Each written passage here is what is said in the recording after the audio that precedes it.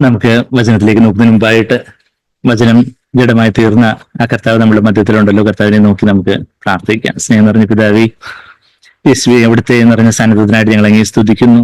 കർത്താവേ, ഞങ്ങളെ തന്നെ സമ്പൂർണ്ണമായിട്ടും താഴ്ത്തുന്ന ഒരു പൂജ്യമായിട്ട് കുശുവിന്റെ കയ്യിലെ കളിമണ്ണ് പോലെ കർത്താവേ, എന്റെ ഇഷ്ടം പോലെയല്ല അവിടുത്തെ ഇഷ്ടം പോലെയല്ല ആവട്ടെ.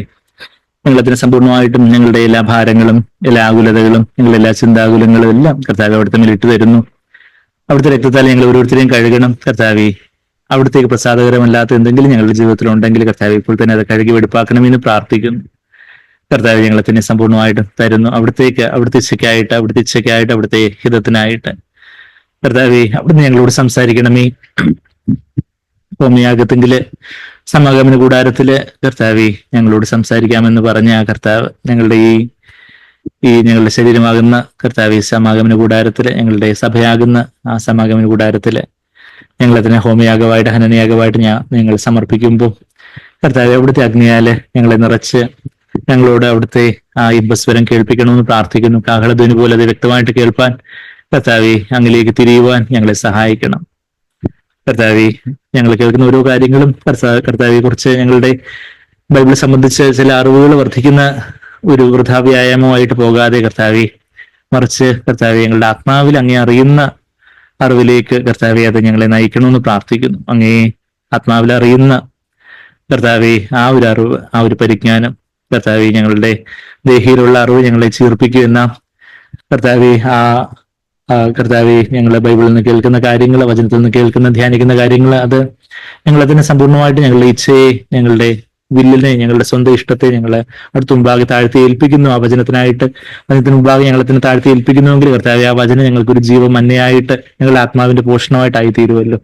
അത് ഞങ്ങളെ അങ്ങേ അറിയുന്ന അറിവിലേക്ക്, കൂടുതൽ താഴ്മയിലേക്ക്, കൂടുതൽ നുറുക്കത്തിലേക്ക്, കൂടുതൽ ദൈവാശ്രയത്തിലേക്ക് കർത്താവെ, കൂടുതൽ വിശുദ്ധിയിലേക്കും കൂടുതൽ സമ്പൂർണതയിലേക്കും ഞങ്ങളെ നയിക്കുമല്ലോ. കർത്താവെ, ഞങ്ങളെ അങ്ങേ പോലെ ആക്കി തീർക്കണമേ. അവിടുത്തെ വചനത്താൽ ഞങ്ങളെ വെല്ലുവിളിക്കണമേ. അവിടുത്തെ സ്നേഹത്താൽ നിറയ്ക്കണമേ. അവിടുത്തെ സ്നേഹം കൊണ്ട് ഞങ്ങളെ എരിയുമാറാക്കണമേ എന്ന് പ്രാർത്ഥിക്കുന്നു. എല്ലാത്തിലും അവിടുത്തെ പുണ്യനാമത്തെ മഹത്വപ്പെടുത്തണം. എല്ലാം യേശു കർത്താവിന് വിലയേറിയ മാതിരിയുള്ള നാമത്തിൽ തന്നെ. ആമീൻ. ആമീൻ. നമ്മള് വെളിപാട് പുസ്തകം 20-ാം അധ്യായം അതിന്റെ 3-ാമത്തെ വാക്യമായിരുന്നു നമ്മൾ കഴിഞ്ഞ 1-2 ആഴ്ചയായിട്ട് നമ്മൾ ചിന്തിച്ചുകൊണ്ടിരുന്നത്. ആദ്യത്തെ 3 വാക്യങ്ങളാണ് 1-2 ആഴ്ചയായിട്ട് നമ്മൾ ചിന്തിച്ചുകൊണ്ടിരുന്നത്. അവിടെ നമുക്ക് അതിന്റെ കോണ്ടെക്സ്റ്റ്, അതിന്റെ സന്ദർഭം നമുക്ക് വലിയ വിവരണമില്ലാതെ തന്നെ നമുക്കറിയാം. കർത്താവ് രണ്ടാമത് വന്നു കഴിഞ്ഞാല് കർത്താവിന്റെ ഒരു സഹസ്രാബ്ദ വാഴ്ച, 1000 വർഷക്കാലം, സഹസ്രാബ്ദ വാഴ്ച. അബ്ദം എന്ന് പറഞ്ഞ വർഷം, സഹസ്രം എന്ന് പറഞ്ഞ 1000, സഹസ്രാബ്ദം 1000 വർഷക്കാലമുള്ള ഒരു കർത്താവിന്റെ ഒരു ഭരണം ഈ ഭൂമിയിൽ ഉണ്ടാകും എന്നുള്ളൊരു കാര്യം ദൈവത്തിന്റെ വചനത്തിൽ പറയുന്ന ഒരു കാര്യമാണ്. അത് നമ്മൾ കഴിഞ്ഞ ആഴ്ച ആ കാര്യങ്ങള് നമ്മളത് ചിന്തിച്ചായിരുന്നു. അന്തിമവിജയം പുസ്തകം, സാക് പുന്നബ്രദറിന്റെ അന്തിമവിജയം പുസ്തകത്തിലും ആ കാര്യങ്ങള് നമ്മൾ അത് വായിച്ചപ്പോ അവിടെ നമ്മൾ കണ്ട ഒരു കാര്യം എന്ന് പറഞ്ഞാല് അവിടെ ഈ സഹസ്രാബ്ദ വാഴ്ചയുടെ ഒരു ഉപമ നമ്മളത് കണ്ടായിരുന്നു. കഴിഞ്ഞ ആഴ്ച നമ്മളത് ചിന്തിച്ചായിരുന്നു. എന്താ, മനുഷ്യനെ ആദാമിനെ ദൈവം സൃഷ്ടിച്ചിട്ട് ബൈബിളിന്റെ കണക്ക് പ്രകാരം ഏകദേശം 6000 വർഷമായി. അപ്പോ കർത്താവിന്റെ വരവ് ഏറ്റവും അടുത്തു കഴിഞ്ഞു. ഈ ഒരു വർഷം ദൈവത്തിന് 1000 ദിവസത്തെ പോലെ, ഒരു വർഷം 1000 വർഷത്തെ പോലെയും 1000 വർഷം ഒരു വർഷത്തെ പോലും ഒക്കെയാണെന്ന് നമ്മൾ 2 പത്രോസ് 3-ന്റെ 8-ാമത്തെ വാക്യത്തിൽ നമ്മൾ ചിന്തിച്ചായിരുന്നു. അപ്പം ഈ 6000 വർഷം ദൈവത്തിനെ സംബന്ധിച്ചുള്ള ഒരു 6 ദിവസത്തോടെ നമ്മൾ ഉപമിക്കുവാണെങ്കിൽ നമ്മൾ ഉൽപ്പത്തി പുസ്തകം 1-ാം അധ്യായത്തിലും 2-ാം അധ്യായത്തിലും ആദ്യത്തെ 3 വാക്യങ്ങളിൽ നമ്മൾ എന്താ കാണുന്നത്? കർത്താവ് 6 ദിവസം മനുഷ്യനെ സൃഷ്ടിച്ചതിന് ശേഷം, മനുഷ്യനെ സൃഷ്ടിച്ചതിന് ശേഷമല്ല, 6 ദിവസം ദൈവം സൃഷ്ടി ചെയ്തു. 6-ാമത്തെ ദിവസത്തിന്റെ 2-ാമത്തെ പകുതിയിലാണ് മനുഷ്യനെ സൃഷ്ടിക്കുന്നത്. അതിനുശേഷം 7-ാമത്തെ ദിവസം ദൈവം വിശ്രമിച്ചു, ഒരു ശബ്ബത്ത് വിശ്രമം എന്ന് പറയുന്നത് പോലെ 6000 വർഷക്കാലമുള്ളൊരു മനുഷ്യരാശിയുടെ ഒരു ജീവിതം. അതിനുശേഷം ഒരു വിശ്രമം പോലെ സഹസ്രാബ്ദ വാഴ്ച, അതൊരു 1000 വർഷക്കാലം യഥാർത്ഥത്തിലുള്ളൊരു ശബ്ബത്ത് വിശ്രമം പോലെ അത് ഭൂമിയില് അത് കർത്താവിന്റെ വാഴ്ച ഉണ്ടാകുമ്പോൾ, കർത്താവിന്റെ ഭരണം ഉണ്ടാകുമ്പോൾ അന്ന് എല്ലാം തിരിച്ചും നമ്മളെ മൃഗങ്ങളും മനുഷ്യരും എല്ലാം നോൺ വെജിറ്റേറിയൻ മോഡിലേക്ക് വരും. എന്ന് പറഞ്ഞാല് നോഹയുടെ പ്രളയത്തിന്റെ ശേഷമാണ്, നോഹയുടെ കാലത്തുണ്ടായ പ്രളയത്തിന് ശേഷമാണ് മാംസാഹാരവും ഭക്ഷിച്ചുകൊള്ളാൻ ദൈവം മനുഷ്യനോട് കൽപ്പിക്കുന്നത്. അതിനു മുമ്പ് ആദാമും എല്ലാം, അതിനു മുമ്പുള്ള മനുഷ്യരെല്ലാം സസ്യഭുക്കുകളായിരുന്നു. അപ്പോൾ അതിനുശേഷമാണ് നമ്മൾ മാംസാഹാരം ഭക്ഷിക്കുന്നത്. അപ്പം ഏദൻ തോട്ടത്തിന്റെ ആ ഒരു രീതിയിലേക്ക് ആ സഹസ്രാബ്ദ വാഴ്ചയിലേക്ക് നമ്മൾ പോകും. സഹസ്രാബ്ദ വാഴ്ചയിൽ ഏതും തൊട്ടത്തിന്റെ ആ കണ്ടീഷൻസിലേക്ക്, ആ വ്യവസ്ഥകളിലേക്ക്, അന്നത്തെ സാഹചര്യങ്ങളിൽ എന്ന വണ്ണമുള്ള ഒരു പ്രതീതിയിലേക്ക് നമ്മൾ പോകും എന്നുള്ളൊരു കാര്യമാണ് നമ്മൾ വചനത്തിൽ പല സൂചനകൾ നമ്മൾ കാണുന്നത്. നമ്മൾ യെശയ്യാവ് 11 അധ്യായത്തിന് 6 മുതൽ 9 വരെയുള്ള വാക്യങ്ങളൊക്കെ കഴിഞ്ഞ ആഴ്ച നമ്മൾ ആ കാര്യങ്ങൾ ചിന്തിച്ച് നിർത്തി. ഒരു കൊച്ചുകുഞ്ഞ് അപ്പോ ലീഡ് ചെയ്യും. ആ കൊച്ചുകുഞ്ഞ് യഥാർത്ഥത്തിൽ യേശുവിനെ കുറിക്കുന്നതാണ്. ആത്യന്തികമായിട്ട് സഹസ്രാബ്ദ വാഴ്ചയിൽ ഒരു കൊച്ചുകുഞ്ഞിനെ പോലെ കർത്താവാണ് ഏറ്റവും തന്നെ ഒരു ശിശുവിനെ പോലെ ഏറ്റവും തന്നെ താഴ്ത്തിയത്. അവിടെ കർത്താവ് പറയുന്നുണ്ട്, ഈ ശിശുവിനെ പോലെ തന്നെ താഴ്ത്തുന്നവനാണ് സ്വർഗരാജ്യത്തിൽ ഏറ്റവും വലിയവൻ എന്ന് നമ്മൾ ഇവിടെ വായിക്കുന്നത്. മത്തായി 18 4 വാക്യത്തിൽ നമ്മളത് വായിക്കുന്നുണ്ട്. അപ്പം സ്വർഗരാജ്യത്തിൽ ആക്ച്വലി ഏറ്റവും വലിയവൻ, യഥാർത്ഥത്തിൽ ഏറ്റവും വലിയവൻ ആരാന്ന് ചോദിച്ചാൽ അത് യേശു കർത്താവ്. അപ്പം ഏറ്റവും അധികം ഈ ഭൂമിയിൽ ഒരു കൊച്ചുകുഞ്ഞിനെ പോലെ തന്നെ ഏറ്റവും സമ്പൂർണ്ണമായിട്ടും താഴ്ത്തിയത്, ഒരു വട്ടപൂജ്യമായിട്ട് അതിന്റെ പരിപൂർണതയിൽ തന്നെ താഴ്ത്തിയത് ആരാണെന്ന് ചോദിച്ചാൽ അത് യേശു കർത്താവ്. മത്തായി 18 4 ആകയാൽ ഈ ശിശുവിനെ പോലെ തന്നെ താഴ്ത്തുന്നവൻ സ്വർഗരാജ്യത്തിൽ ഏറ്റവും വലിയവനാകുന്നു. അപ്പൊ സ്വർഗരാജ്യത്തിലെ ഏറ്റവും വലിയവൻ യേശു കർത്താവ്. സ്വർഗത്തിൽ ചെല്ലുമ്പം അവിടെ പിതാവും പുത്രനും പരിശുദ്ധാത്മാവും ആകുന്ന ത്രിയേക ദൈവം തന്നെയാണ് ഏറ്റവും വലിയവൻ. അപ്പൊ ഏറ്റവും അധികം തന്നെ താഴ്ത്തിയത് ആരാണെന്ന് ചോദിച്ചാൽ ഈ ഭൂമിയിൽ മനുഷ്യനായിട്ട് വന്ന ഏറ്റവും അധികം തന്നെ താഴ്ത്തിയത് യേശു കർത്താവാണ്. അപ്പൊ കർത്താവ് ഒരു കൊച്ചു കുട്ടി ആ മൃഗങ്ങളെയൊക്കെ അവിടെ ആ സഹസ്രാബ്ദ വാഴ്ചയിലെ നമ്മൾ യെശയ്യാവ് 11 6 വാക്യത്തിൽ നമ്മൾ അവിടെ കണ്ടു. A little child will lead dum. ഒരു കൊച്ചുകുട്ടി, ഒരു ബാലകൻ നയിക്കും എന്ന് പറയുന്നത് യേശുവിനെ കുറിച്ചുള്ള ഒരു പ്രവചനമാണ്. എന്നാൽ അതൊരു ആത്മീയ അർത്ഥത്തിൽ ഒരു ആത്മീയ നേതാവും അതുപോലെ ആയിരിക്കണം. നമ്മളുടെ കുടുംബത്തിൽ ആരാണ് ആത്മീയ നേതാവ്? കുടുംബത്തില് അപ്പനാണ് ആത്മീയ നേതാവ്. അപ്പനും അമ്മയും കുഞ്ഞുങ്ങളും അടങ്ങുന്ന ആ ഒരു കുടുംബത്തില് അപ്പനാണ് ആത്മീയ നേതാവായിട്ട്. അല്ലെങ്കിൽ അമ്മയാണ് കുഞ്ഞുങ്ങളെ സംബന്ധിച്ചിടത്തോളം ആത്മീയ നേതാവ്. അപ്പനും അമ്മയാണ് കുഞ്ഞുങ്ങളെ സംബന്ധിച്ചോളം ആത്മീയ നേതാവ്. അപ്പനാണ് ഭാര്യയെ സംബന്ധിച്ചിടത്തോളം, അത് അമ്മയെ സംബന്ധിച്ചോളം, കുഞ്ഞുങ്ങളെ സംബന്ധിച്ചോളം ആത്മീയ നേതാവ്. പിന്നെ ജ്യേഷ്ഠ സഹോദരന്മാരുണ്ട്, അവരാണ് ഇളയ അനിയന്മാർക്കും അനിയത്തിമാർക്കും. അപ്പോൾ ഒരു കൊച്ചു കുഞ്ഞിനെ പോലെ ഒരു ശിശു സഹജമായ ഒരു ദൈവാശ്രയം ഒരു ശിശുവിനെ സംബന്ധിച്ചോളം കർത്താവോട് എടുത്തു പറയുന്ന ഗുണം എന്ന് പറഞ്ഞാൽ എന്താ? മത്തായി 18 3 വാക്യത്തില് നിങ്ങൾ തിരിഞ്ഞ് ശിശുക്കളെ പോലെ ആയി വരുന്നില്ല എങ്കിൽ സ്വർഗരാജ്യത്തിൽ കടക്കുകയില്ല എന്ന് ഞാൻ സത്യമായിട്ട് പറഞ്ഞു എന്ന് പറഞ്ഞിട്ട് അതിന്റെ 4 വാക്യത്തിൽ ആകെ ഈ ശിശുവിനെ പോലെ തന്നെ താഴ്ത്തുന്നവൻ. അപ്പം ആ ശിശുവിന്റെ ഒരു താഴ്മ യഥാർത്ഥത്തില് ഒരു ശിശു, ആ ശിശു ശരിക്കും പറഞ്ഞാൽ ഇവിടെ അവരുടെ മുമ്പിൽ ഒരു ശിശുവിനെ നിർത്തിക്കൊണ്ടെന്നൊക്കെ കർത്താവ് അവിടെ പറയുന്നുണ്ട്. അതിന്റെ 2 വാക്യത്തിൽ അവൻ ഒരു ശിശുവിനെ അടുക്കെ വിളിച്ച് അവരുടെ നടുവിൽ നിർത്തി. അപ്പൊ നിൽക്കാനൊക്കെ പറ്റുന്ന രീതിയിൽ തന്നെ നിൽക്കുന്ന ഒരു ശിശു ആയിരിക്കത്തില്ല. നിർത്തുന്ന ഒരു ശിശു എന്ന് പറയുമ്പോൾ തന്നെ നിൽക്കുന്ന അവരൊരു 10-11 മാസം, ഒരു വർഷമൊക്കെ, ഒരു വയസ്സൊക്കെ ആകുമ്പോഴത്തേക്കും അവര് തന്നെ നിൽക്കുന്ന മിക്ക കുഞ്ഞുങ്ങളും ഒരു 10 മാസം 11 മാസം 12 മാസമൊക്കെ ആകുമ്പോഴത്തേക്കാണ് അവര് തന്നെ നിൽക്കുകയും നടക്കുകയൊക്കെ ചെയ്യാനൊക്കെ തുടങ്ങുന്നത്. അവര് 8 മാസത്തിൽ എങ്ങും പിടിക്കാതെ ഇരിക്കും. നമ്മുടെ പീഡിയാട്രിക്സിൽ മൈൽ സ്റ്റോൺസ് പിടിക്കുമ്പോൾ 8 മാസത്തിൽ എങ്ങും പിടിക്കാതിരിക്കുന്ന മിക്ക കുഞ്ഞുങ്ങൾ അതിന് മുമ്പ് തന്നെ അതിന്റെ ഒരു അപ്പർ ലിമിറ്റ് ആയിട്ട് 8 മാസമൊക്കെ പറഞ്ഞ് കുറച്ചുകൂടെ ആരോഗ്യമുള്ള ഒരു പല കുഞ്ഞുങ്ങളും അതുപോലെ സ്റ്റിമുലേഷനും അതുപോലെ ഇതൊക്കെ ഉള്ളവർ അതിന് മുമ്പേ മൈൽ സ്റ്റോൺസ് ഒക്കെ അച്ചീവ് ചെയ്യുന്നവരുണ്ട്. എന്നാൽ ഒരു അപ്പർ ലിമിറ്റ് ആയിട്ട് ഒരു 10 മാസമൊക്കെ ആകുമ്പോഴാണ് അവര് ഈ എവിടെയെങ്കിലുമൊക്കെ പിടിച്ചു നടക്കാനൊക്കെ തുടങ്ങുന്നത്. അപ്പൊ അങ്ങനെ കർത്താവിൽ നിന്ന് നിർത്തേണ്ട രീതിയിലുള്ള ഒരു കൊച്ചുകുഞ്ഞിനെ കർത്താവ് അവിടെ പറയുന്നത്. എന്നാൽ യഥാർത്ഥത്തിൽ കർത്താവ് പറയുന്ന ആ കൊച്ചുകുഞ്ഞെന്ന് പറയുമ്പോൾ ആ കുഞ്ഞിനെക്കാട്ടിലും കർത്താവിന്റെ ഉപമ, യഥാർത്ഥത്തിൽ കർത്താവിന്റെ ഉപമ അവിടെ ഒരു കൊച്ചിനെ എക്സാമ്പിൾ ആയിട്ട് കർത്താവ് നിർത്താൻ പറ്റുന്ന ഒരു കുഞ്ഞിനെ എക്സാമ്പിൾ ആയിട്ട്, ഉദാഹരണമായിട്ട് കർത്താവ് അവിടെ കാണിച്ചു കൊടുക്കുമ്പോൾ ലൂക്കോസ് 22 അധ്യായത്തില് അവിടെ കർത്താവ് ലൂക്കോസ് 22-26 നമ്മൾ കഴിഞ്ഞ ആഴ്ച എടുത്ത് വായിച്ചെന്ന് തോന്നുന്നു. നിങ്ങളോ അങ്ങനെയല്ല, നിങ്ങൾ വലിയവൻ ഇളയവനെ പോലെയും. ആ ഇളയവൻ എന്നുള്ള വാക്ക് NSB ഇങ്ങനെ the one who is the greatest among you must become like the youngest ആയിട്ട്. നിയോസ് എന്ന് പറയുന്ന ഒരു ഗ്രീക്ക് വാക്ക് അവിടെ വെച്ചിരുന്നു. നിയോസ് എന്നുള്ള വാക്ക് നമുക്കറിയാം. നിയോ എന്ന് പറഞ്ഞാല് പുതുക്കത്തെ സൂചിപ്പിക്കുന്ന വാക്ക. നിയോ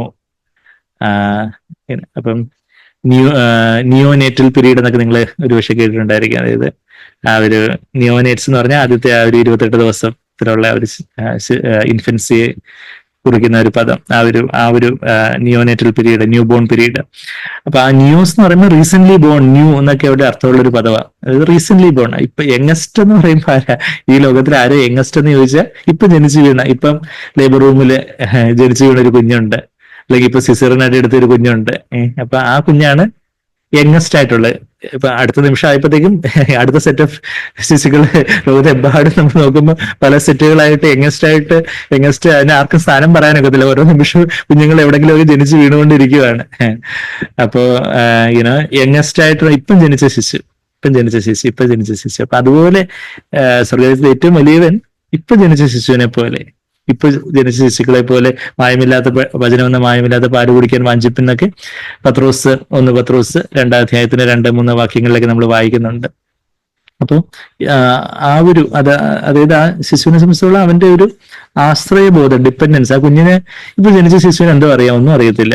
അതിന് അത് വാ വിളിച്ച് കരയാൻ മാത്രം അറിയാം, നിലവിളിക്കാൻ അറിയാം. അത് കരഞ്ഞില്ലെങ്കിൽ ഡോക്ടർമാരും നഴ്സുമാരും കൂടെ അടിച്ച് കരയിപ്പിക്കും. എന്ന് വെച്ചാൽ കരഞ്ഞാലേ ലങ്സ് ഒക്കെ യഥാർത്ഥത്തിൽ ലങ്സ് വികസിച്ചിട്ട് അതിന് ശ്വാസോച്ഛ്വാസം എടുക്കാൻ പറ്റത്തുള്ളൂ. അല്ലെങ്കിൽ കുഞ്ഞിന്റെ തലച്ചോറിലേക്ക് ഓക്സിജൻ സപ്ലൈയും രക്തോട്ടവും ഒക്കെ ചെന്നില്ലെങ്കിൽ കുഞ്ഞിന് ബുദ്ധിമാന്ദ്യവും കാര്യങ്ങളും അങ്ങനെയൊക്കെയുള്ള ചില പ്രയാസങ്ങളൊക്കെ സംഭവിക്കാം. അങ്ങനെയൊക്കെ ആയിപ്പോയിട്ടുള്ള ആ ഒരു പ്രസവ സമയത്ത് അങ്ങനെയൊക്കെയുള്ള ഒരു പെട്ടെന്ന് കരയാനുള്ള ഇപ്പൊ തന്നെ കുഞ്ഞുങ്ങൾ ജനിച്ച് കുഞ്ഞുങ്ങളുടെ ഹിസ്റ്ററി ഒക്കെ എടുക്കുമ്പോൾ ഇമ്മീഡിയറ്റ് ബർത്ത് ക്രൈ, ആദ്യം തന്നെ കുഞ്ഞ് ജനിച്ച ഉടനെ കരഞ്ഞായിരുന്നു, അത് കുറച്ചുകൂടെ കഴിഞ്ഞിട്ടാണോ കരഞ്ഞെന്നൊക്കെ ഒരു ബുദ്ധിയിലുള്ള എന്തെങ്കിലുമൊക്കെ ഒരു പ്രയാസമുള്ള കുഞ്ഞുങ്ങളുടെ ഹിസ്റ്ററി എടുക്കുമ്പോൾ ഞങ്ങൾ ചോദിക്കാറുണ്ട്. അപ്പൊ ഒരു ഡിലേ ഇൻ ബർത്ത് ക്രൈ എന്ന് പറഞ്ഞാൽ അതൊരു നല്ല ലക്ഷണമല്ല. അവിടെ കുറച്ച് എന്തോ ഒരു താമസം ഉണ്ടായിട്ടുണ്ട്. അപ്പോ അത് ഒരു നല്ല ലക്ഷണമല്ല എന്ന് പറഞ്ഞതുപോലെ ആത്മീയമായിട്ട് ജനിക്കുമ്പോൾ നമ്മുടെ മുമ്പാകെയുള്ള ഒരു ആശ്രയബോധമുള്ള ഒരു കരച്ചില്. അത് മാത്രമല്ല, നമ്മൾ ആത്മീയമായിട്ട് ജനിക്കുമ്പോൾ ഒരു ആത്മീയ ശൈശവത്തിന്റെ ആ ഒരു വചനത്തിന് വേണ്ടിയുള്ള മായമില്ലാത്ത പാലിനായിട്ടുള്ള ഒരു കരച്ചിൽ എന്നുള്ള ആ ഒരു അർത്ഥമുണ്ട്.